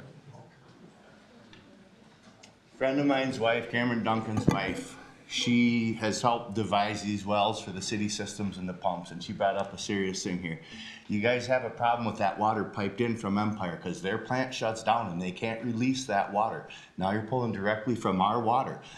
We don't have enough water. If that's pulling from our water and there's a fire in the new school that was the grocery store and a fire in the high school, there's no water to take care of that. What are they gonna do? Not water their plant and let that overheat and burn down, or are they gonna take water from there? These are things, it's safety, it's families that need to be researched. I don't know how in a week, a month, or even a year, you guys can have research that will make your residents happy with this. I don't think it can happen. I'd love to see it though, honestly, it'd be great. We all would love to see a plan that would make everybody here happy, let everybody sell the land they want and make your residents happy. It'd be great to see it. All right. Thank you, sir.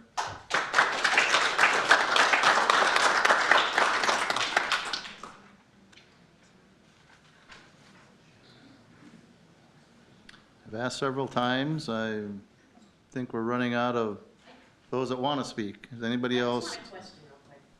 I'm sorry? How much pull do you guys I have? can't hear very well. Can you please come up here? I was just wondering how much pull you guys have on this. Are we wasting our time here, or are you gonna have a lot of pull on with the city council, or? Can you explain that, please? Pull? What are you referring to? I don't understand. Influence on the city Influence. council on that? Okay, again, Are we just maybe- wasting our time, or? Maybe you missed it. I explained this earlier, maybe not everybody was here. The planning commission will conduct a public hearing. We have several options. One option is that we can continue the public hearing, gather more information. The second one is we can close the public hearing and make a decision, which would be a recommendation to our city council. Again, we don't speak for our city council. Well, and we know that, but we just wanna know how much pull you're gonna have on this, or if we're wasting our time. You know, that's very difficult for me or anybody else to suggest. I guess the council will get the planning commission's recommendation at some point. And from there, they'll make their decision based on everything that they've heard here. You can. Are they gonna spend more time researching this? Well, you know, I can't speak again for the I council. really don't wanna read about it on No, Facebook. you know, I'm not gonna get into a discussion here. It's been respectful up till now, but I'm not gonna I make it know, but I'm worse, just okay? saying. I think we're all wondering. Yes. How much- I'm trying to explain it, and I'm getting some discussion that I can't understand or hear. Okay. So again, the planning commission, at some point will make a recommendation. Our city council, I know they're listening. They will listen to your comments. Again, we're televised and taped. They will listen. I've talked to them in the past. They do listen to the commission's meetings. From there, they're gonna make their best educated decision. We're not gonna make it for them. We're gonna provide them a recommendation. Working together, okay. Is that clear? Okay, because Can I just ask how much research they have done so far on it? Again, you know, for me You don't to know? speak for anybody else, you know, is very difficult. I'm not gonna do it. Okay, So, all right. All right, thanks. you're welcome. Didn't want to get snotty there, I just was No, wondering. that's fine, that's fine. I was just wondering. That's Because okay. it seemed like it kind of came up fast, so, And that's something we'll talk about when it comes to the commission table. yeah, okay. Okay. All right, thanks. You're welcome. Can I make one more comment? Yes, ma'am. In part of my process of researching this, I went in and interviewed with Brian Watson at the Soil and Water Conservation. I know Brian. Because when Tract Land Management came to Castle Rock Town Board and tried to convince the Castle Rock Township to have a data center on their land, which was voted down, by the way, he said much of the water will be coming from the Empire wastewater treatment.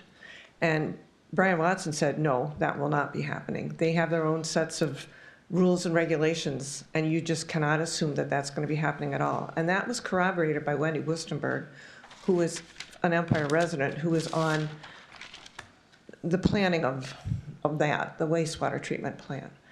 And so I think it's important to not assume we're just going to get this wastewater, because according to Brian Watson, we're not. Yeah, and I know Brian and I know Wendy, and I'm not going to speak for either one of them. Well, I interviewed them, and that's what they said. They're both very good people, very Yeah, intelligent they're great people. people. Yep. They're great people. Yes, Mr. May.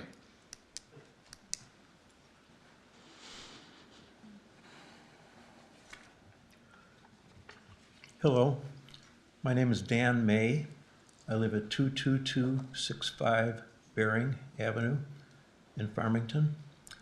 And as I understand it, is this the primary or only input you folks received from the residents of Farmington? This meeting?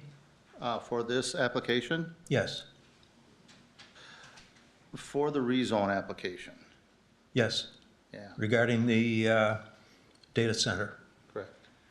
That this is our one chance. Makes sense, yeah. Okay, so this evening, the group of us, except for the one speaker for the technology park, rather than say data center, although their website indicates that they are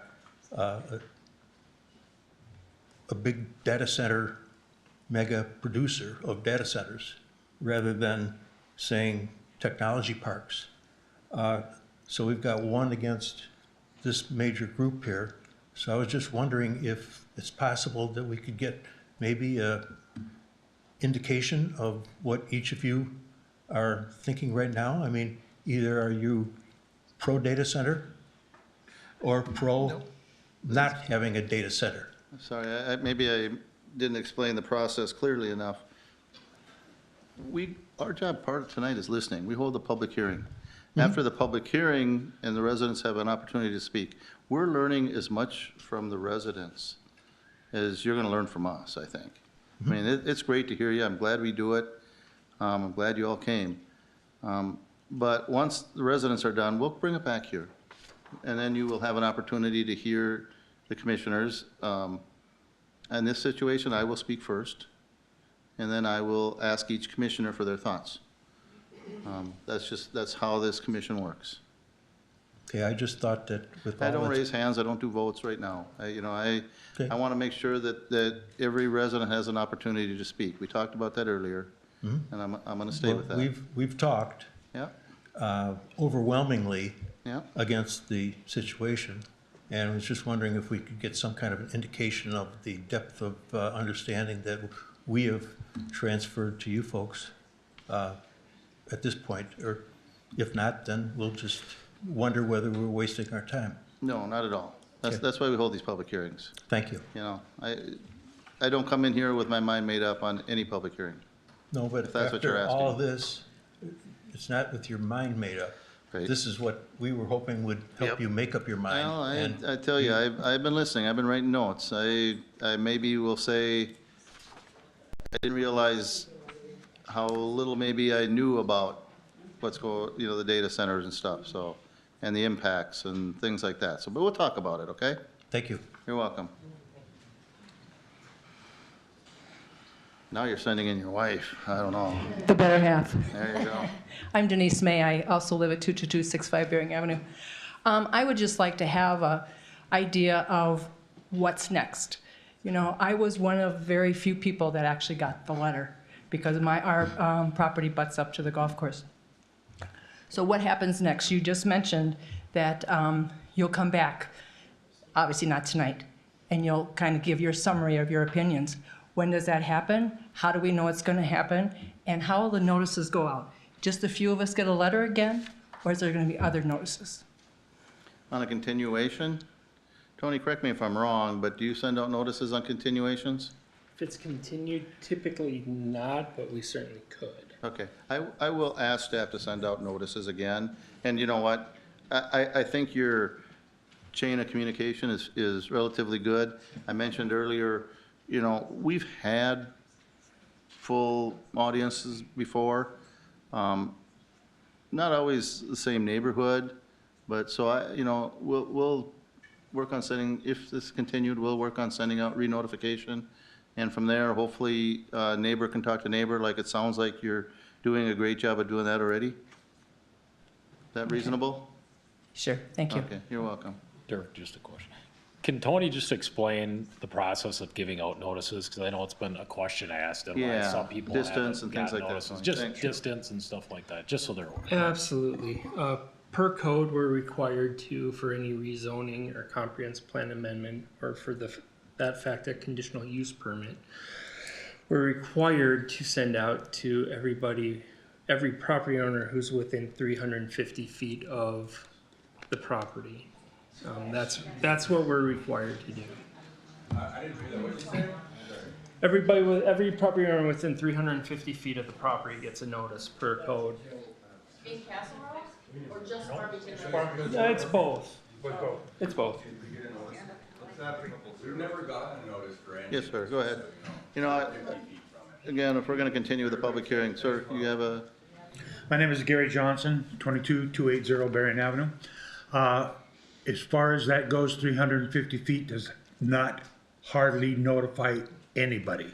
I would request that radius of notification or some other form of notification will reach out to everybody who might be affected. I would say 2 to 3 miles.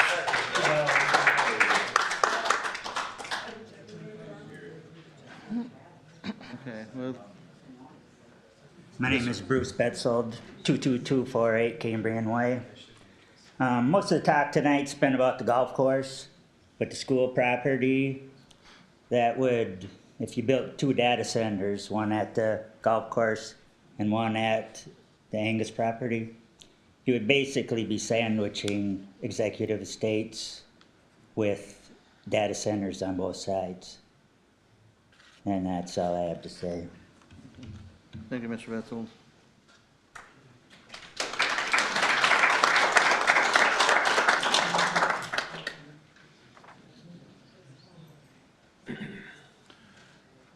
Yes, ma'am.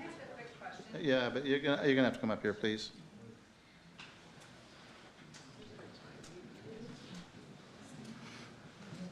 Again, we're looking for name and address. My name is Jennifer Motzko. I'm at 407 11th, say it again. Closer to the mic. Closer. My name is Jennifer Motzko. I'm at 407 11th Street, Farmington, Minnesota. Previous to that, I was 10 years at 22430 Beaumont Way. And I have 4 children. And no matter where they are, whether they're at my house or at their father's, they're going to be affected by this. And I am sitting here trying to find everything I can because I just found out about this because somebody knocked on my door on Saturday. So I have no idea what's going on. I'm not on Facebook to see things like this. But I'm looking here and it says 350 feet if it affects an area of 5 acres or less. And from what I understand, this is a 160 acre property. So I don't know if somebody needs to reconsider and take the time to actually get this out to the appropriate area. I was also looking to understand that is that a distance from the actual affected area. So when you talk about subsurface and surface and air rights, if this is noise pollution going through the air, if there's a 2 to 2.5 mile radius, then it needs to be within X number of feet, whatever that is when it's 160 acres and not 5, from the air surface rights as well. So I guess I'm just asking, I don't really understand or know what's going on here. I've never been to a public hearing before, and I'm shaking right now because I'm so nervous, but I hope my kids would be proud. You're doing a fine job. But can we have some time to understand what's going on here? Because to the best of my knowledge, although data centers are being built, they're also becoming obsolete. And so what are we going to do when this becomes obsolete? And how is that going to affect us? And I can tell you that we've been a family for over 20 years. So we were previously in another area, and we came to Farmington after being in another city not too far away for 10 years. And I grew up in Lakeville. And the entire city was affected by things that were being made happen. So this isn't just going to affect the people that are in this room. This is going to affect the vision of Farmington as a whole, whether you're within 350 feet from anything, because your address is Farmington and you live in Farmington. It's going to affect everyone. And it's going to affect whether or not people are going to come and go with their kids in the school district. And from what I understand, it seems like these data centers get very large tax breaks. So I guess I would love to hear what actual benefits are coming to the community legally, so that we can make. I feel like everyone's up here saying why we shouldn't do this, but I would love to hear someone tell me why we should. You know, at this point, we're looking at a rezone application with no site plan, no knowledge of what could be on the site plan at all. Strictly, we're looking at the bare land and what should it be zoned at. So So it sounds like we can at least just get some time. Well, when you wait for the commission, we'll Okay. discuss what we think is right. Thank you. You're welcome.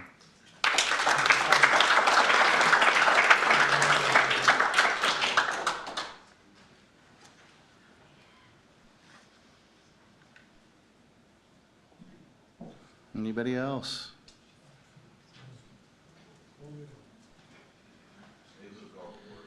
All right, we're gonna bring it back to commission table, because I think there's some residents that have asked for, what the commission's thinking, and I first of all want to appreciate all the residents that have come to our meeting tonight. You've been very respectful. You've come well prepared, which, I've been doing this for a few years, doesn't always happen. But it is a subject that is new, and it's even new for the planning commission. So, and when some people mentioned that it's come relatively quick, it's come relatively quick for us too. And we realize that this is a very important decision for you, the residents. It's also an important decision for our community. And we feel that, at least that I feel, I want to do what's right, not what's quick. I listen to everybody, and that's the purpose. Maybe I should talk a little bit about process again. And when we get an application, we just can't say, as a commission, we don't like it, just forget it. We're not even going to talk about it. We're not going to invite the residents here. We're obligated to do this. And we've done them for a while. But, we don't determine the timing. We didn't say to the applicant, we want to see this. The applicant actually came to the city. This isn't something the city went out and said, we're going to do this and we're going to put it here. The applicant came, and so we're dealing with that right now. And after listening to a lot of you, as I said earlier, I believe that I need to have some more information. I know I need to have some more information. I need to learn more about it. Somebody mentioned the word strategically think about it. There's a community, that's what we want to do. And, some of you question the council. I know they're doing that. Just like you, I have access to our council members, and they'll talk to any resident that wants to talk to them. And so I'm going to take that opportunity, and I suspect that there will be a lot of education going on, both at the commission level and most likely probably at the council level, because they're going to be sitting with the same decision at some point, whether it be what kind of recommendation from this commission. So, Ms. Pearson mentioned we want to do what's in the best interest of the community also. We're not sitting up here trying to say, boy, we don't care. We really do care about the residents, out there. We understand. Some of you said you grew up and lived here for 40, 45 years. I got you by a couple decades. I do. I mean, you can probably tell, right? So, I do. And Farmington's been my home. I golfed Fountain Valley when, when I told Mr. May tonight, when I played later at night, I could see sparks flying from the rocks. That's how new the golf course was. So I am very familiar with this community. I'm very familiar with that area. I hunted just south of there for many years. But, you know, I'm getting back now to the topic. I'm going to recommend that the commission take the necessary time, that we don't rush the decision on this. I think it's too important of a decision for our community. It's too important a decision for you, the residents, to make anything in haste to give our council, and our council actually deserves more than that. They deserve a commission that's put some time, put some study into a recommendation they're going to get. So, you know, I don't feel that I'm ready to make a decision tonight. My recommendation to this planning commission will be that we continue the public hearing to a future meeting. But I'd like to hear what the other commissioners think. I'll start with Commissioner Teske. Yeah, thanks, Chair Roddy. I appreciate you all coming out this evening. It's great to see representation from everyone. What I see here, though, is basically a proposal for a technology park. I have not read one word about data center in any of this, so it's a technology park. And I want to understand what the infrastructure would look like to support a technology park, right? Like, what is the future of that look like? So I want to know a little bit more about that master plan, and what the infrastructure would look like to support that. Also, keeping top of mind sustainability. We need to think about that for the future of this community. So those are the things that I need more information on as we look to the future. So I would also recommend a continuation. Commissioner Winchuttle. Yeah, thank you all for showing up again in the comments. I agree with the other two members. I think it's important that we know the details of what a master technology park, data center, whatever you want to call it, is. You know, and just looking at this on paper, you know, there's no proposal or anything for a data center. We don't have any information on that. You know, so in the future, it could certainly be changed to the mixed use, commercial, industrial, and maybe not contain a data center. So, you know, I think it's important to gather the details. I do and would like to know what the benefits, you know, would be to the city.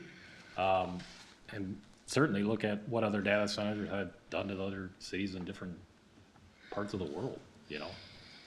So I think it's important that we table it, get the details we need, and not just make a decision based on the quick application or proposal to change it. Thank you, Phil. Commissioner Leto.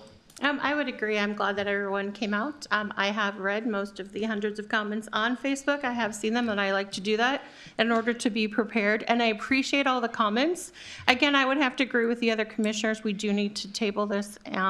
We don't have enough information.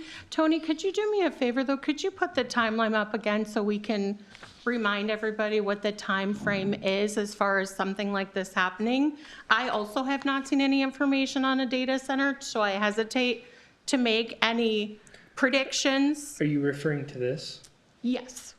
Yes, that would be, so and also if we can get a little bit more information. I think the term 2040 comp plan is a little bit misleading. So if you could maybe give a little bit of overview of what the time frame is from the Met Council and how that process works, and how it works with us doing the update and what the process is for that as well, that would be helpful. As far as what the 2040 what that means, yes, because I think some people, and honestly, you can't predict what a home value is going to be. You really can't. It can go from day to day. We couldn't have predicted the market that happened during COVID. We can't predict what's going to happen. In that, I mean, we can speculate all we want, but I think that's really difficult too. So some of these things I appreciate, but it's really hard to understand. I absolutely am in favor of looking at the sustainability and the environment impacts. That's really important to me. But again, just understanding how a 2040 comp plan works, why we do it, and why we're doing an update. If we could just get a little bit more information, that'd be great. Sure. Well, we're part of the Metropolitan Council, and as part of that, we're required to have a comprehensive plan. And per state statute, we're required to update said plan every 10 years. which would mean that the Metropolitan Council will be sending out what it's called a system statement in 2025, end of 2025, August, September-ish of 2025. And what that system statement does is it lays out all of the projections that the Met Council has for each community within its jurisdiction. Everything from population to household to employment. And that's what you base your update on, is those projections. And what we're doing is a mid-cycle update. A lot of that had to do with when the city of Empire incorporated. The city then got about 575 acres of land as part of an orderly annexation agreement that we had with them. So as part of that, that kind of jump-started that process a little bit. We had to figure things out as far as that is concerned, and that's really what was the impetus for us to do this mid-cycle comprehensive plan amendment. And once we got into it, we decided, well, let's start to take a harder look at the community overall and not just the east side. Obviously, that is a big part of it, but we wanted to look at the community as a whole. Sorry, I apologize for that. So and those projections go out to 2040. The next one, once we get that system statement, will be for the 2050. So it's looking out, basically 30 years, if you will, 25 years. But that's what it is, and that's the reason why we're looking to do the update. Yeah, I guess I also want to clarify that the comp plan is a range. It doesn't mean that these changes are going to happen in 2040. It's a range. Planning is ongoing. It changes all the time. We make decisions all the time. Sometimes we need more information. One thing I do want to say is we've worked with the City Council directly on the 2040 plan update. Something that's been very important to us in that plan that we've been working on is working with the Metropolitan Council on water usage. It's already part of the plan. We've already made recommendations based on that. It's something we've already seriously considered. Just want to make sure that you're aware of it. Behind the scenes, these have been public meetings. If you haven't seen it, it is something that we've also currently been working on. So just want to reassure you that it's something we're concerned of as well. That's what I have. Thanks. Thank you, Leanne. Commissioner Snowback. Yeah, thanks again for everybody being here tonight. Getting involved is so important, especially with issues that deal with your community. More information is probably needed for us to make an intelligent decision about the future. The water issue is something that I care about, so getting information about water usage along with sustainability is important too. So thank you all for coming in, really appreciate it. Thank you, Mitch. So listening to collectively from the commission, and this is as much for staff now as we go forward, I heard there's some additional information, more information. Absolutely. Specifically, we're maybe not there yet, but you heard a lot of residents. Mr. Ryan, when he went through, he talked about legal issues, the spot, and others mentioned spot zoning too. Maybe some verbiage in the annexation agreement, and it's been quite a while ago when I had the opportunity to work on some of that, and I don't recall every line of it, so. But I'm sure city staff and a lot of smart people there that can review that and make sure that everything that, what the resident said is, if it's true or not. And then there's, Ms. Johnson mentioned the environmental issues, and that's what I heard from the commission, whether it be, the water, the noise, electricity, things like that. And I know we got a great electric utility in the area because I worked there for 40 years. So I know they're a great utility. So I think the electricity will be fine. But those are the issues that I think some of the commission had concerns with. And I suspect maybe our city council, and I've heard they're going to have some additional training also. So I don't know if you want to speak on that, Deanna. Sure. Thank you, Chair and Planning Commission. I'm Deanna Kennan. I'm the Community and Economic Development Director for those of you who don't know me. So the alternative urban area-wide review is the environmental study. And we have a consultant that's working on behalf of the city, and they will be presenting to the City Council at an open meeting, an open workshop on what an AUAR is and what it isn't. It is about a 9-month environmental planning process that actually gets into and analyzes scenarios to answer the questions on what is the water usage, what are the environmental impacts, all of that of various scenarios. So that will be open to the public. Our consultant will be there to present what that is, and that will provide people a better understanding of that. We understand that people want to know the answers to those questions. Those answers don't exist until the environmental review has been completed. So that will be coming up. And we're also inviting in, because the word data center has been used a lot, a data center expert, if you will, to talk about what data centers are and the technologies used, the mechanical engineering technologies used for them. This person is not related to the developer, it's not related to KIMLEY-HORN. It's just a neutral third party to provide education. So that's coming up with the council. The Planning Commission will be invited, and the public will be invited as well. Thank you. So the education process has started. So, yes, ma'am. I just want to maybe get some clarification. Would all of those 4 things happen prior to rezoning? Because once the rezoning's done, it's too late. It is now industrial, and that is, I think that's part of what we're trying to question right now, is we don't want the rezoning to happen to begin with. If this is all going to happen after that, it's too late. No, I can answer that. They're not all going to be done. Correct. No. Right. And that's, again, So that's something for you guys to think about. Yeah. Because we're not going to know answers to Right. any of that, but you're Well- maybe, or the council may be willing to make it industrial before knowing any of that. Right. I mean, the plating and the site plan, that has to come way after. I mean, we know that. We talked about that earlier, but I understand what you're saying. You want to know more, our residents want to know more about some of these environmental issues or concerns Before the ahead, rezoning yeah. happens. We'll see how far down the road we get. I have one quick question. All right. Before you make your recommendation, will you understand whether it's a technology center or a data center? Will you have that information? Will you know? That's part of the, Make a recommendation I'm sorry. based on- That's part of the information that I think the commission's gonna go back and ask about, and we'll see how much information, more information we can get. You don't know if it's a technology park or a data center. I hope so. Or an industrial park. I hope so. Don't hide behind an NDA, Tony. Well, hey, Mr. Ryan, we're not gonna get into that now, okay? We've been respectful all night. We're not gonna do that now.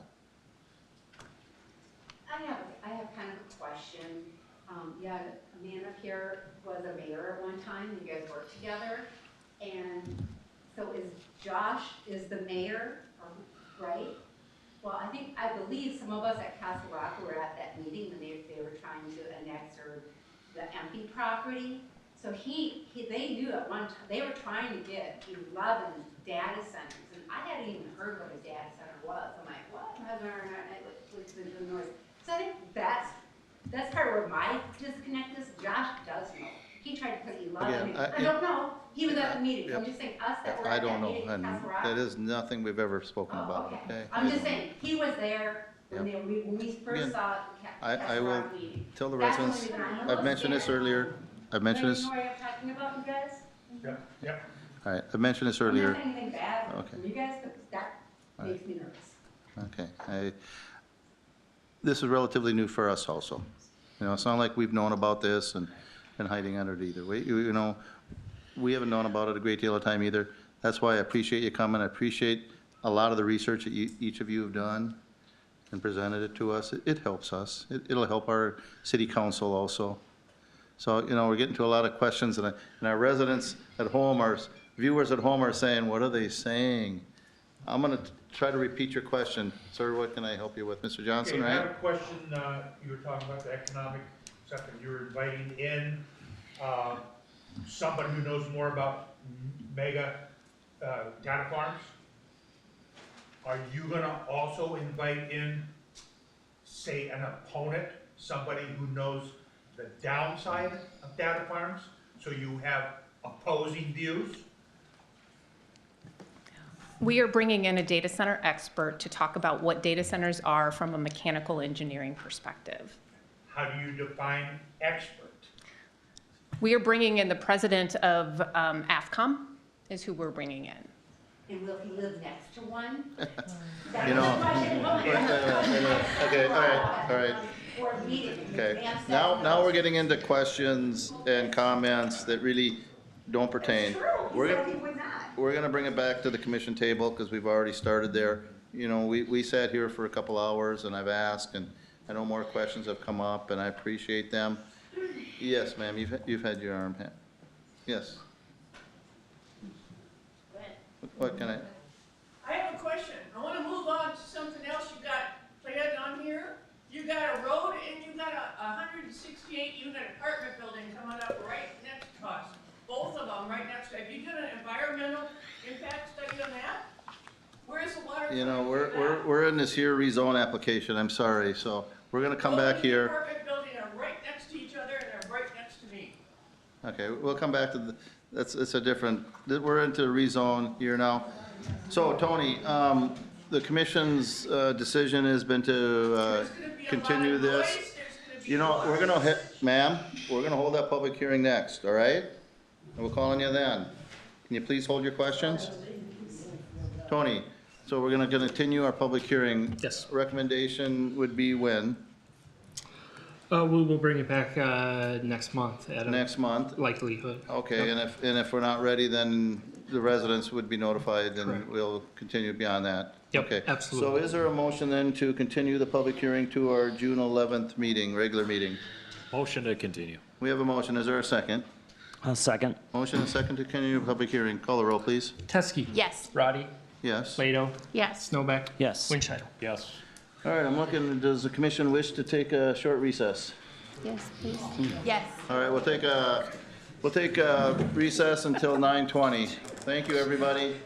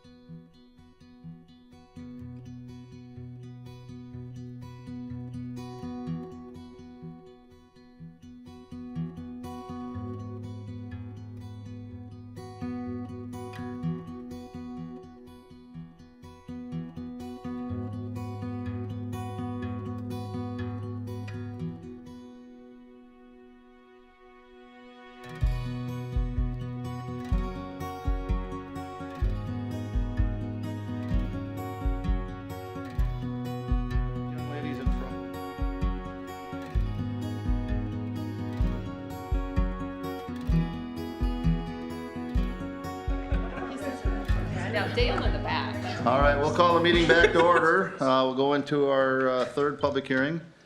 This is a fairly busy one. It's a preliminary and final plat. There's a conditional use permit and 3 variances to construct a 168-unit apartment building at the northwest corner of Duchesne Parkway and Spruce Street. The applicant is Yellow Tree Development. And Gerald, you take this. Correct. Thank you, Chair, Planning Commission members. Tonight, I have the item, the Farmington Apartment Project at the northwest corner of Duchesne Parkway and Spruce Street. So this request before you tonight is for combined preliminary and final plat, conditional use permit, and 3 variances to construct a 4-story, 168-unit apartment building at the northwest corner of Duchesne Parkway and Spruce Street. The applicant is Yellow Tree Development. The property owner is Hy-Vee and City of Farmington right away. So the property location, the specific site for the apartment building is outlined here in red. And this property zones Spruce Street mixed use. This property actually contains part of the right-of-way of the square about here. And then the plat itself contains this larger Hy-Vee 15-acre parcel here. And it is directly across from Vermilion River Crossing Senior Housing. Getting into the plat review, they are requesting a combined approval of both the preliminary and final plat. The applicant is proposing to replat this larger 15-acre parcel owned by Hy-Vee as well with Outlot J here, which is the square about right away, just a part of it here. They will replat this into 2 separate lots. Lot 2 here will be the site of the apartment building, and then Lot 1 will be reserved for future development, still owned by Hy-Vee. Newly dedicated street will be dedicated here north of Lot 2, as well as half dedicated right away for the extension of Spruce Street. Lot 1 will be 11 acres, and then the apartment site will be about 3.5 acres, and newly dedicated right away will be about 5.25 acres.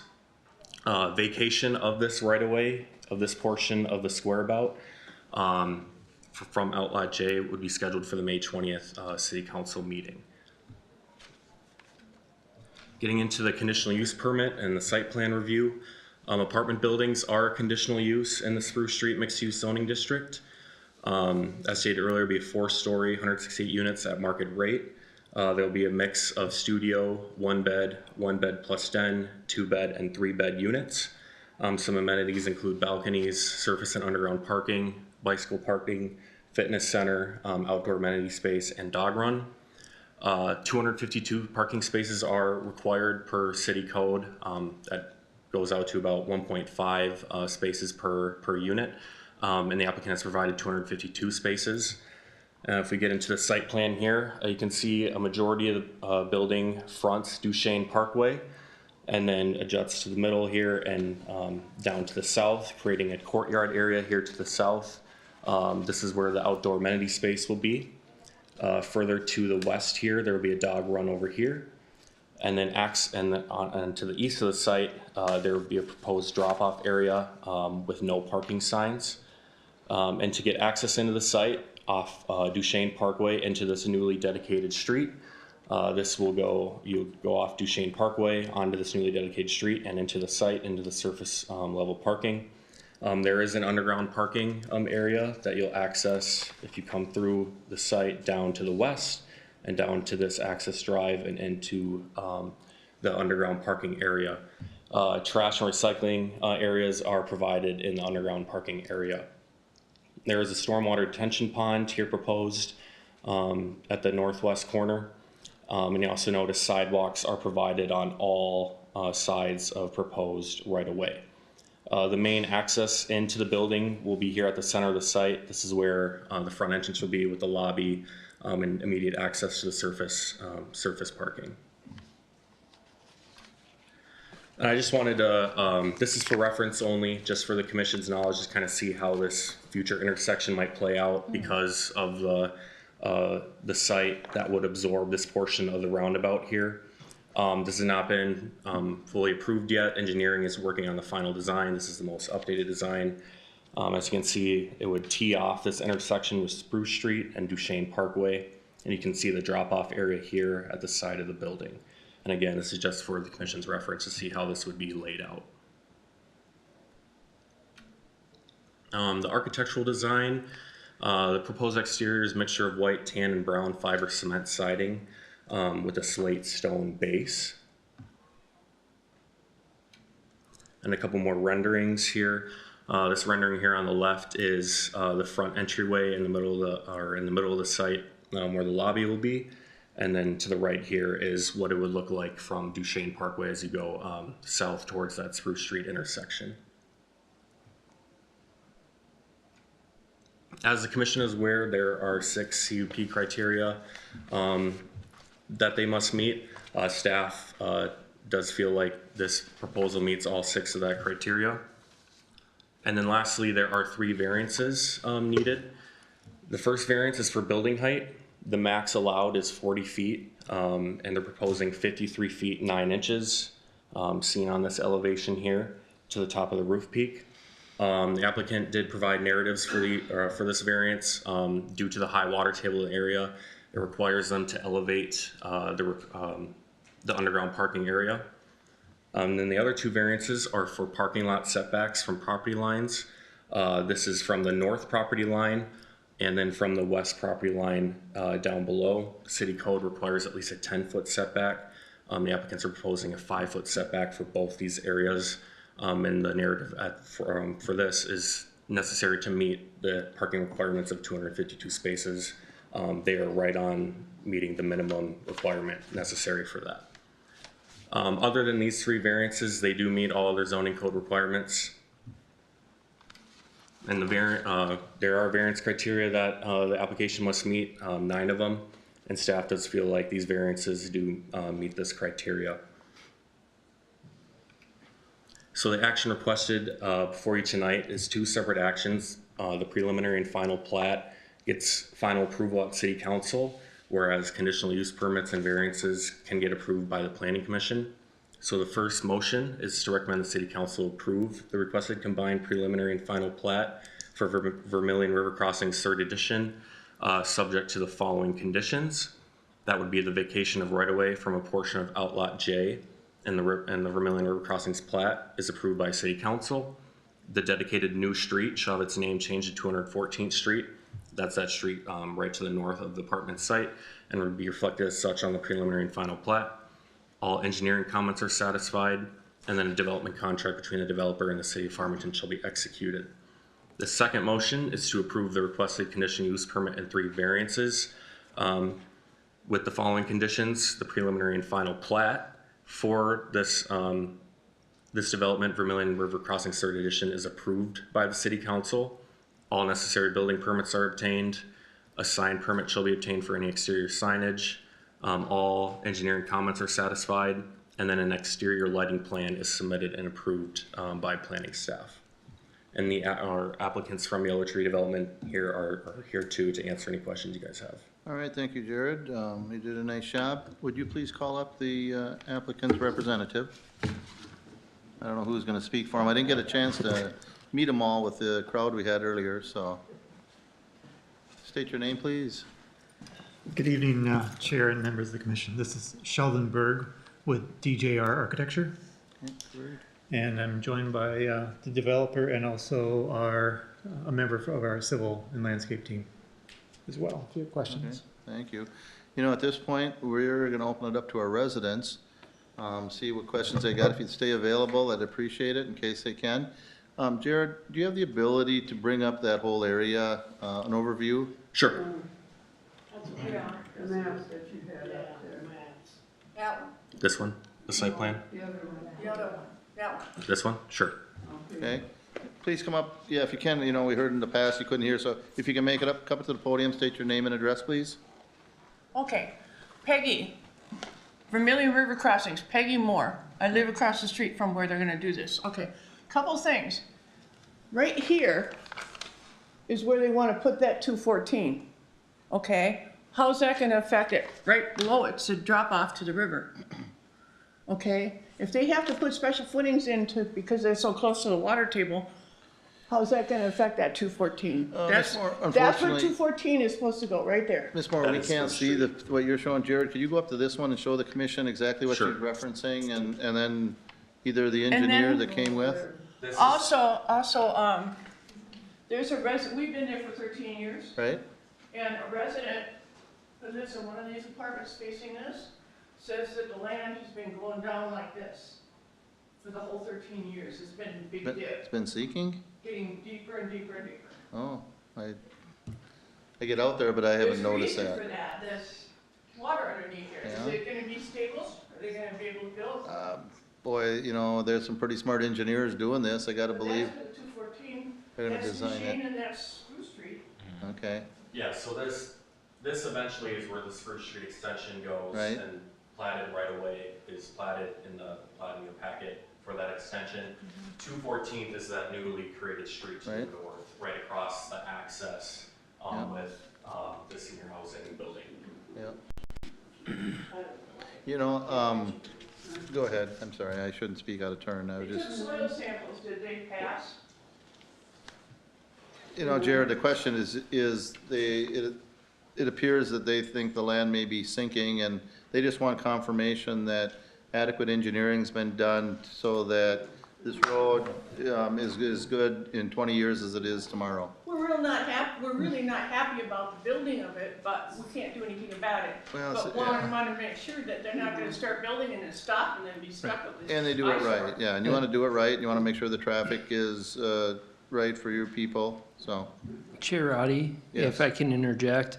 Tony. The applicant has done a geotechnical report as part of their development and has submitted that to the city. So they have done their due diligence as far as that is concerned. Yeah, and there's some pretty smart people working on that, I would agree that'll be done. Go ahead, Want me to go up there? if you could, if it's easy enough for you, all right? Because then I need you, because I've got a couple of questions. Sure. Yes, my name is Blanche Reichert, and I live at Duchesne Parkway, across the townhome that's there, or the apartments that are already there. Yep. And I guess I'm confused with this map. Can you show me where? This looks like, is this supposed to be a view of our? Yes, that's our building. Okay, this is coming in, so this road is gonna, you're gonna have a road that's gonna go away this way? Is this the one at the end of the road where it's got the? Yes. Arms where the. The big square. Off of Spruce Street. Yeah. Correct. Yeah. The end of So- Spruce Street. Spruce Street is going to extend, eventually Okay. will extend once development happens, will extend south. Because of the right-of-way acquisition happening from the square belt intersection is getting redesigned. And so, again, I just want to stress, this is a concept plan right now of how this intersection will look. And it's not finally approved, engineering is working on it. Yeah. And so will that go through to Highway 50? Yep.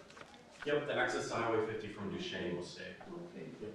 So this, then, all this building will be over here, on the other side here. Yep, it'll be on the west side It's of your still- building. Yeah, Mhm. yeah. Okay, now we got that straight out of that, but I have two questions.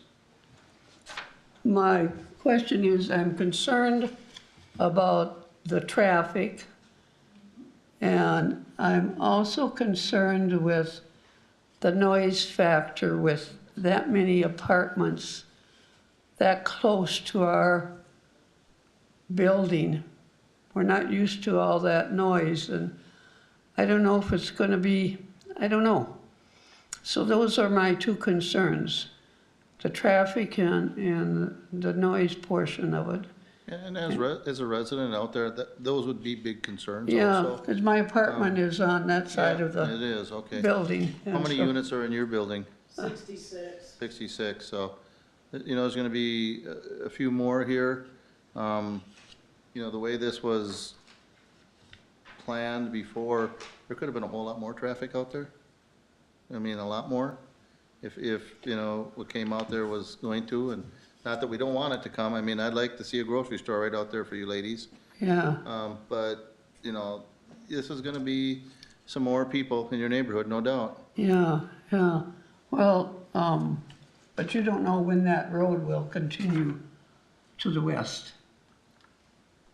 Once further development happens to the Yeah. west and south, This year. the road will continue, but it is getting dedicated Okay. on this new plat. So where would the entrance to this complex be? Sure, I'll go back to this site plan here. The new entrance, so your building is down here in the corner here. The entrance will be right across from the current access to your building right now. From this access, be right across. This is gonna be a newly dedicated street, and that's how they'll get access into there. Okay, and this is the one that's gonna be renamed, No, this new street here where they're gonna Oh, get that's access gonna into, be the- yep, that'll be 214th Street. okay. Correct. So, little closer than I thought, but anyway, those are my two concerns. I appreciate it. Thank you. Thank you.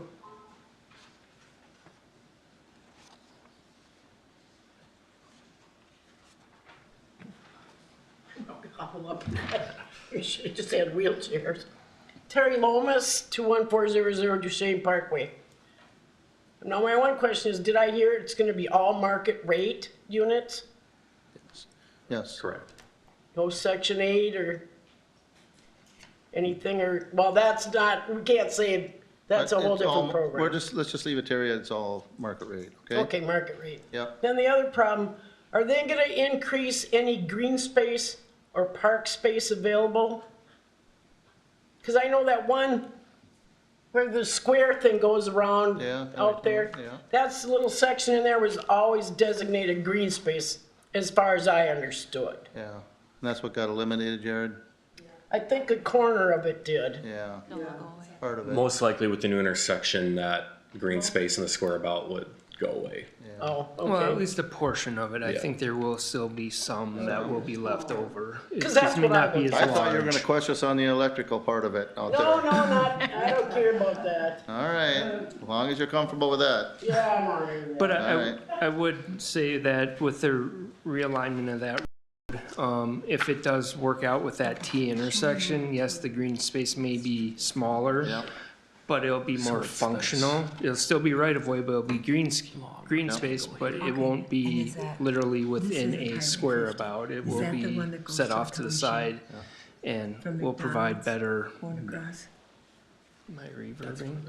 We're getting something. Okay, so where does that street go? Where- But it will provide for better use of that area. 214th, where You does know, as that I go? recall, Once Tony, development that happens when this was further to the developed, west that was a big of selling this part site, of it, were then it'll keep these extended. amenities So that were gonna their be only at the different entrance intersections is and through Duchesne even on some of the and buildings, Spruce. so, Through Duchesne here. so, Right. okay.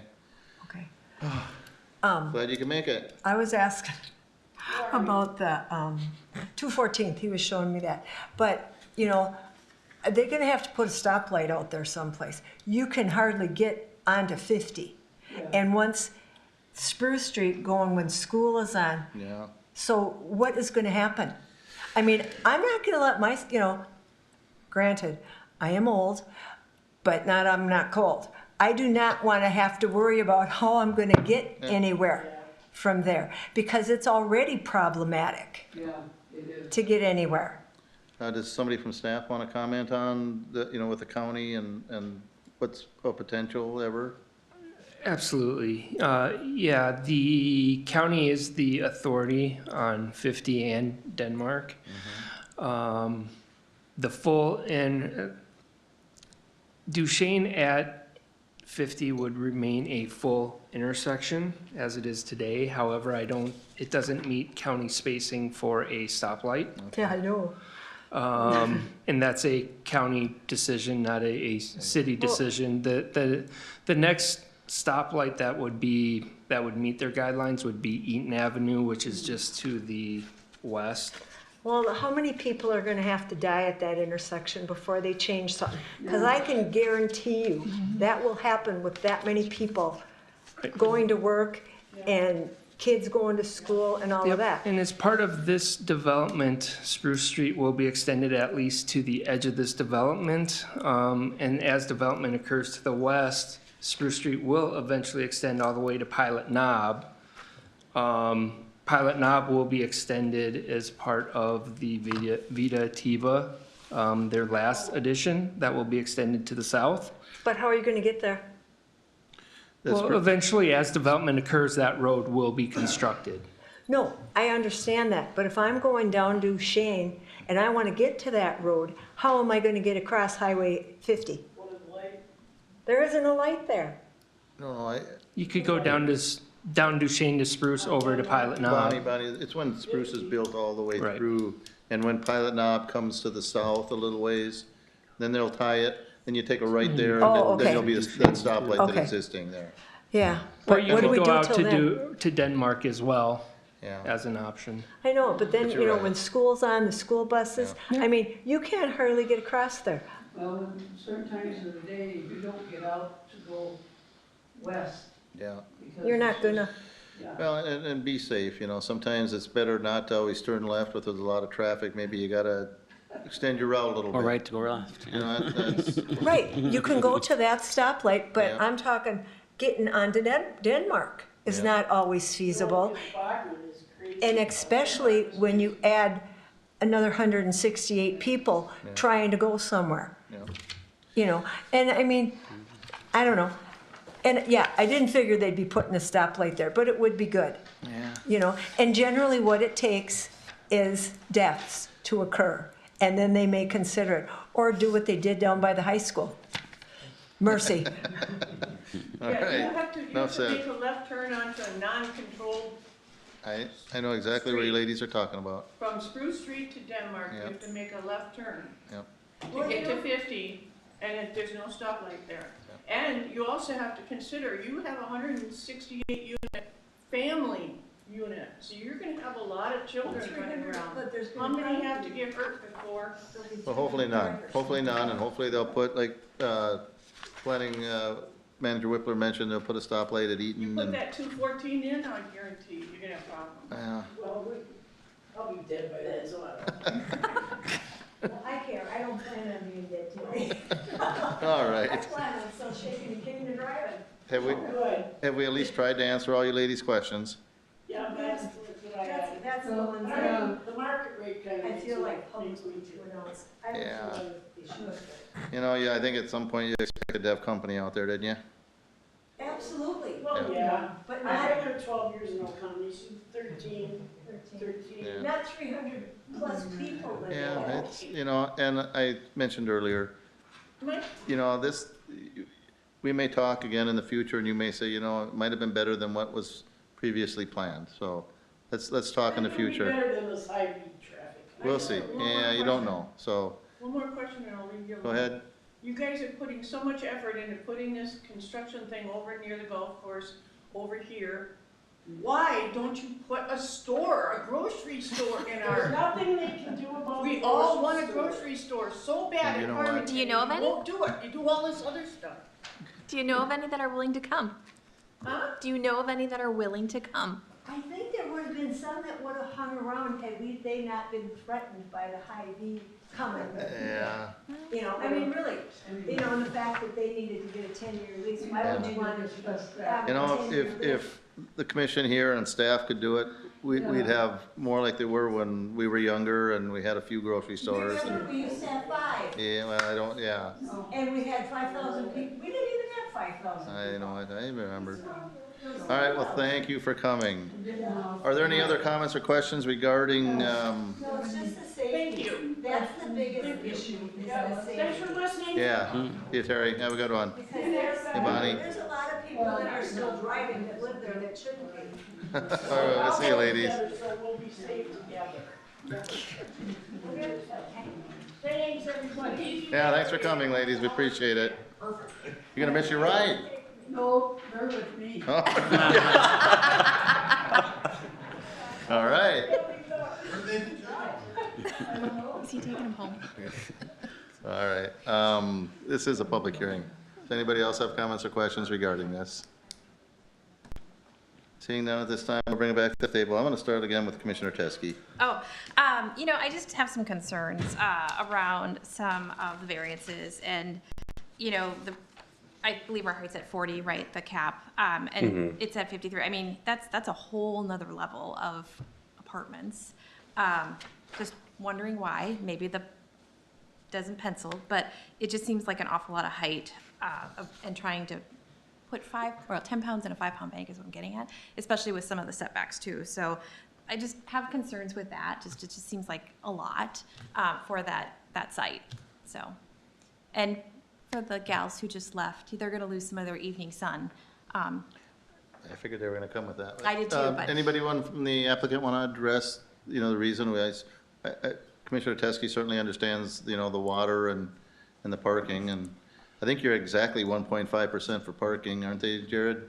1.5 spaces per unit, they're Yeah, I mean, just that's- right on. Yeah. 1.5 spaces, I mean, that's what I meant.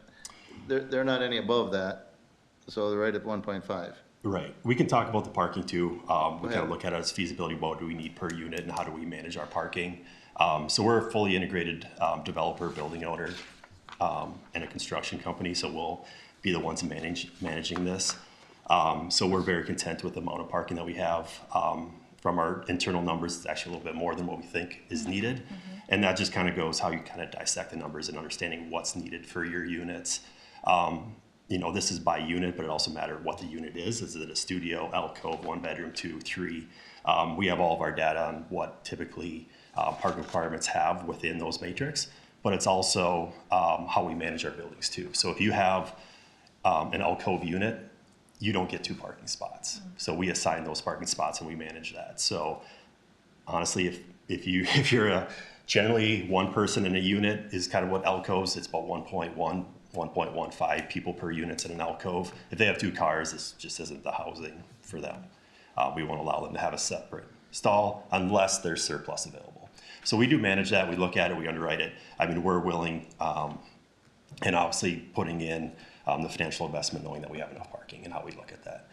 Do you want me to talk about the noise? So I agree on the noise. Again, we manage that. I can guarantee you if they have noise complaints 100 yards away, the people living 6 inches away are going to have a concern much sooner than that. So we have quiet hours, we manage it.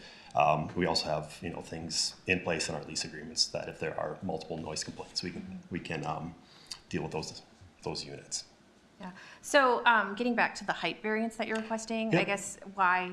Yeah, and so things that laid out within our application, Sheldon can talk about those, but it's a little bit contextual as well. So across the street, they have a pitched roof. We thought we should have a pitched roof as well. Sure. This municipality is a little different where they actually include the full height of the roof rather than half of the roof. Mm-hmm. When you're looking at it, we could go with a flat roof option and probably be right at where we need. That's just not something we want to do contextually. Mm-hmm. And then while we were weighing those opinions, we also had to raise our building out of the ground due to the water Due to rules. the water table. I totally get that, yeah, for Yep. sure. I'm just wondering, is there any way to bring it closer back down to that variance? In my opinion, is there potentially, but I don't think it fits within the context of all the housing that's happening to the south of us, immediately across the street, and what's going to extend on the yet to be developed. They're going to be pitched roof options. So I think the character question fitting in, there is a viability. I mean, the project would not be viable at a 3-story building. Right. We just, quite frankly, won't be able to build it. So we have the same footing extending through 4 floors rather than 3. Mm-hmm. Okay. Say anything? Yeah. Okay, do you mind if I jump on the parking? And you mentioned you have so many vehicles per type of unit. What do you, for your calculations, what do you put for a 2-bedroom? How many vehicles for that? For a 2-bedroom unit? Yeah. So 2-bedroom, we always assign two spaces. 2 spaces. and Yep, then for a 2-bedroom. 3-bedroom is the same way. 2 spaces? Yep. Yeah, So, but then when you get into the 1-bedroom dens, that's when it's more I get typically. concerned, and I brought this to the commission before. Our daughter and son-in-law moved into a brand-new building in Edina. Nice building, really nice. Assigned parking, just like you said, and then all of a sudden, they had more vehicles there than they were just scattered for cars all over. Mm-hmm. Places they shouldn't have. Guest parking was very difficult. So where would guests park here? It's figured in that calculation. And I can certainly share more data on how we look at parking. We got some smart staff that looked at it. I always bring this up because, a nice building like this, nothing that irritates the residents more than they can't get a parking spot, or their guests, got to park at some place and walk there because there isn't enough. I don't want to get in that situation. We were there with our daughter, and this was years ago, but, I mean, that was a pretty expensive apartment building, I thought. Yeah, absolutely. I 100% agree, and that's why we actually look at what's the practical parking that, one, the project can support, but what's also required, because you can have it day one, but if she had a couple different cars, she's gonna move away if she doesn't have parking. You know, releasing our units year after year and not going past the one year lease is very impactful to how we operate our buildings. Okay. We want tenants for years. I bring that so, up only. I'm sure you've done your homework, and this isn't your first apartment Yeah, building, yeah, so fair. I do it. I've always questioned staff on this, because our parking was considerably higher, you know, before we dropped it down to 1.5 units, you know, or 1.5 vehicles per unit, or whatever it is, so. And you're right there. I mean, when I did the calculation, it was right there, so I'm fine with that as long as the other commissioners are. Krista, did you finish? Yeah. Okay. I'm good. Commissioner Winchell. So there's gonna be no parking, back to this parking issue, no parking on Duchesne out on the east side? We don't have anything, so that pull off, that's intended, there's a second entrance, so, you know, Amazon deliveries, those sort of things, So there's gonna be a cutout there? Yeah, and it's shown, but we're not relying on any off-site parking. So much that I'm not even sure your requirements. That's a city, like a city mandate, how you allow parking there. Potentially it could be, but we're not taking that into factor that tenants are gonna walk a mile from a spot or something. And just a question on the build itself. How do residents gain access into the building? Is it a key fob or a key or a passcode? Yeah, 100% secure. That's probably one of our largest questions when we lease buildings. So there's a key fob that's both timed per your unit, per door, per amenity space. So it's 100% secure building, and we run off of a fob system, 100% fob system. We've looked at a phone system that also works as a fob, but right now there's no actual keys anymore, it's a fob. So we can see who enters what door at what time.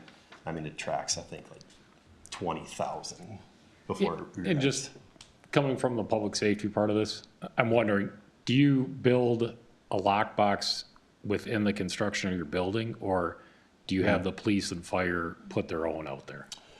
We get the Knox boxes from the municipality, so the fire would certainly have one. I think likely be the same one if there is a police requirement. Do you have anywhere you actually build it into the wall? Yes. The reason I ask is because we run into the problems of the boxes disappearing, and financially for a police department, they are expensive. So what we're trying to do is to get new construction buildings to physically build them in. There's little to no cost for you guys to do it, and it helps save the city. I don't think we've ever had one just attached to a wall. I think they've always been built in. Okay. I don't know if we've done any, Because I'm just saying the knock box itself is expensive, and when they get removed and the keys are missing, then so it's better. I'm just internally have it built in. Okay. If that's what you do, great, perfect. Solves my question. Thanks. Good. Looks good. All right, anything else, Phil? No. Commissioner Layton. I think everything looks good. The question I have is, are there ADA requirements that are for entry and things like that for people? Absolutely, every space. Okay. And then do you have a range on the market rate about what you're thinking for rental? Yeah, right, a little bit of our history. So yes, no, there is no, we're not a low income housing project. There's no additional subsidies, but we are market rate. But at the same time, Yellow Tree, we have an intent to provide housing at all income ranges. So there'll be units available to, even teachers, firefighters, service workers, and then certainly, more expensive units that you probably need at or maybe even above your AMI to afford. But it's kind of that range. So I think to qualify as a sole individual, it's probably around $36,000 a year for like an alcove unit. Okay. Yep. Okay. And so do you have monthly rental or anything, or is there additional charge like for the fitness center or anything like that? Do you charge? No, no, none of the amenities, you can use them, and that's one of the things we do. We try to promote community, so it's, we try to get tenants out and engaged. If you don't want to, you don't have to, but we handle all that. It comes with our full-time leasing staff, so like we just had, flowers brought in, you can make your own bouquet for Mother's Day at all of our buildings last time. So there's events like that to kind of build that community. I mean, it is 168 units, potentially families. So we do that, but using the amenities, no. But if you want to reserve amenity space, say you have a birthday party or something, we accommodate that it's set aside just for that day, notified to all the tenants. There would be a cleaning charge for that. I think it's $100. Oh, okay, great. And then do you have a time frame of when you would start construction and how soon this would go up? Yeah, right. It's a tricky time for any multifamily development, but we're confident that this could start yet this summer. You know, there's a few items that yet to be determined between us landowners and just the financing side of thing. But our intent is to get approvals and then kind of keep moving the ball forward and start this as soon as possible. If it drags into, call it October, November, we probably won't start until next year. Okay, and then last question, I know that the lighting plan is yet to be approved. I'm sure there'll be consideration for how bright it is and making sure that the parking lot is well lit and things like that. And also the fact that it wouldn't shine over to Our Ladies across the street. So just wanted to verify that that's gonna be happening. Yeah, I don't know the extent. I don't know if any light can leave our, yeah, I mean, the light won't come from our building onto their building, but if you look at a light, you're gonna see a light, but it's not gonna illuminate their property. Okay. I mean, that's well outside the bounds. Yeah, I just Yep. wanted to make sure, they didn't mention it when they were here, but it kind of started up for me. So that's all I have, thank you. Okay. Well done, Leon. Yes, Thank you. thanks. Commissioner Snowbeck. You know, you talked about some of the sidewalks, smaller setbacks. Is there any concern that safety issues that we would have with that or with the sidewalks? Is it good? I mean, by lowering those setbacks? No safety issues on our end, and I know engineering and, you know, police have had a chance to look at it too, and they've had no concerns either, so that's all I can speak to. Okay. That's all I have. Anything else, Mitch? No? Okay. Good. See, when you got great commissioners, they ask all the questions, so I have very little, but I think the four young ladies that were sitting in the front were your biggest critics, and they asked a lot of questions that I think the commissioners may have had, so if you could satisfy those, and then I think you've done a good job. Yeah. So we look forward to you coming, and appreciate you working with staff, and I know you had to go through a process to get the roads realigned, and maybe we're not there yet totally, Jared, but we're gonna get there soon, I hope, and Correct. like Yep. to see you start this summer, but, you know, I understand if you can't, you got a thing to run, but we'll see where the commission wants to go with everything. We got a few things to take care of here, but we appreciate your time. Was there anything else from a public hearing standpoint? If not, I'm gonna bring it back and we'll look for a motion to close the public hearing. Motion to close the public hearing. We have a motion to close. Is there a second? I'll second. Motion and second. Call the roll, please. Roddy, Yes. Plato, Yes. Snowbeck. Yes. Yes. Heskey. Yes. All right, in front of the commission, then, the first one is a recommendation to our city council for their preliminary and final plat for the Vermilion River Crossing Third Edition. We had four contingencies, and I'm not gonna read them all, but Jared read them. There was nothing added, I don't believe, was there? Okay, so that's the first. We have a motion for recommendation on the preliminary and final plat. I'll make the motion. Is there a second? I'll second. We have a motion and a second for a favorable recommendation to our city council with the four contingencies. Any more discussion? Call the roll, please. Plato, Yes. Snowbeck. Yes. Machado. Yes. Heskey. Yes. Roddy. Yes. In front of the commission then is a requested conditional use permit for apartment in this area and 3 variances as outlined in the staff report for the said property, along with 5 contingencies, and I don't think we added anything. Phil had talked about the lockbox, and I think the applicant had agreed to it. And at this point, I will ask the applicant, do you agree to all these contingencies that we're talking about? Somebody's got to say yes. You do, all right. So with that, I'd look for a motion. This is a planning commission decision, not a recommendation. Is there a motion for approval? I'll make a motion to approve. We have a motion to approve along with the 5 contingencies. Is there a second? Second. Motion and second. Any more discussion? If not, call the roll, please. Snowbeck. Yes. Machado. Yes. Heskey. Yes. Yes. Yes. All right, that concludes it. Thank you, gentlemen. Your next stop is our city council. All right. I apologize for making you wait. And I don't know, maybe you had a good meal here in Farmington or whatever. Good. We had some important business to deal with our residents, so I hate to say it, but our residents come first around here, all right? So thank you. All right, anything else from staff? No, sir. Anything else from the commission? If not, I'll remind our residents and viewers, our next regular meeting is June 11th, and I would request that the commissioners make every attempt to be here because we have the continuation that we talked about tonight. With that, I'd look for a motion to adjourn. Motion to adjourn? We have a motion. Is there a second? I'll second. Motion and second. All in favor, say aye. Aye. We are officially adjourned.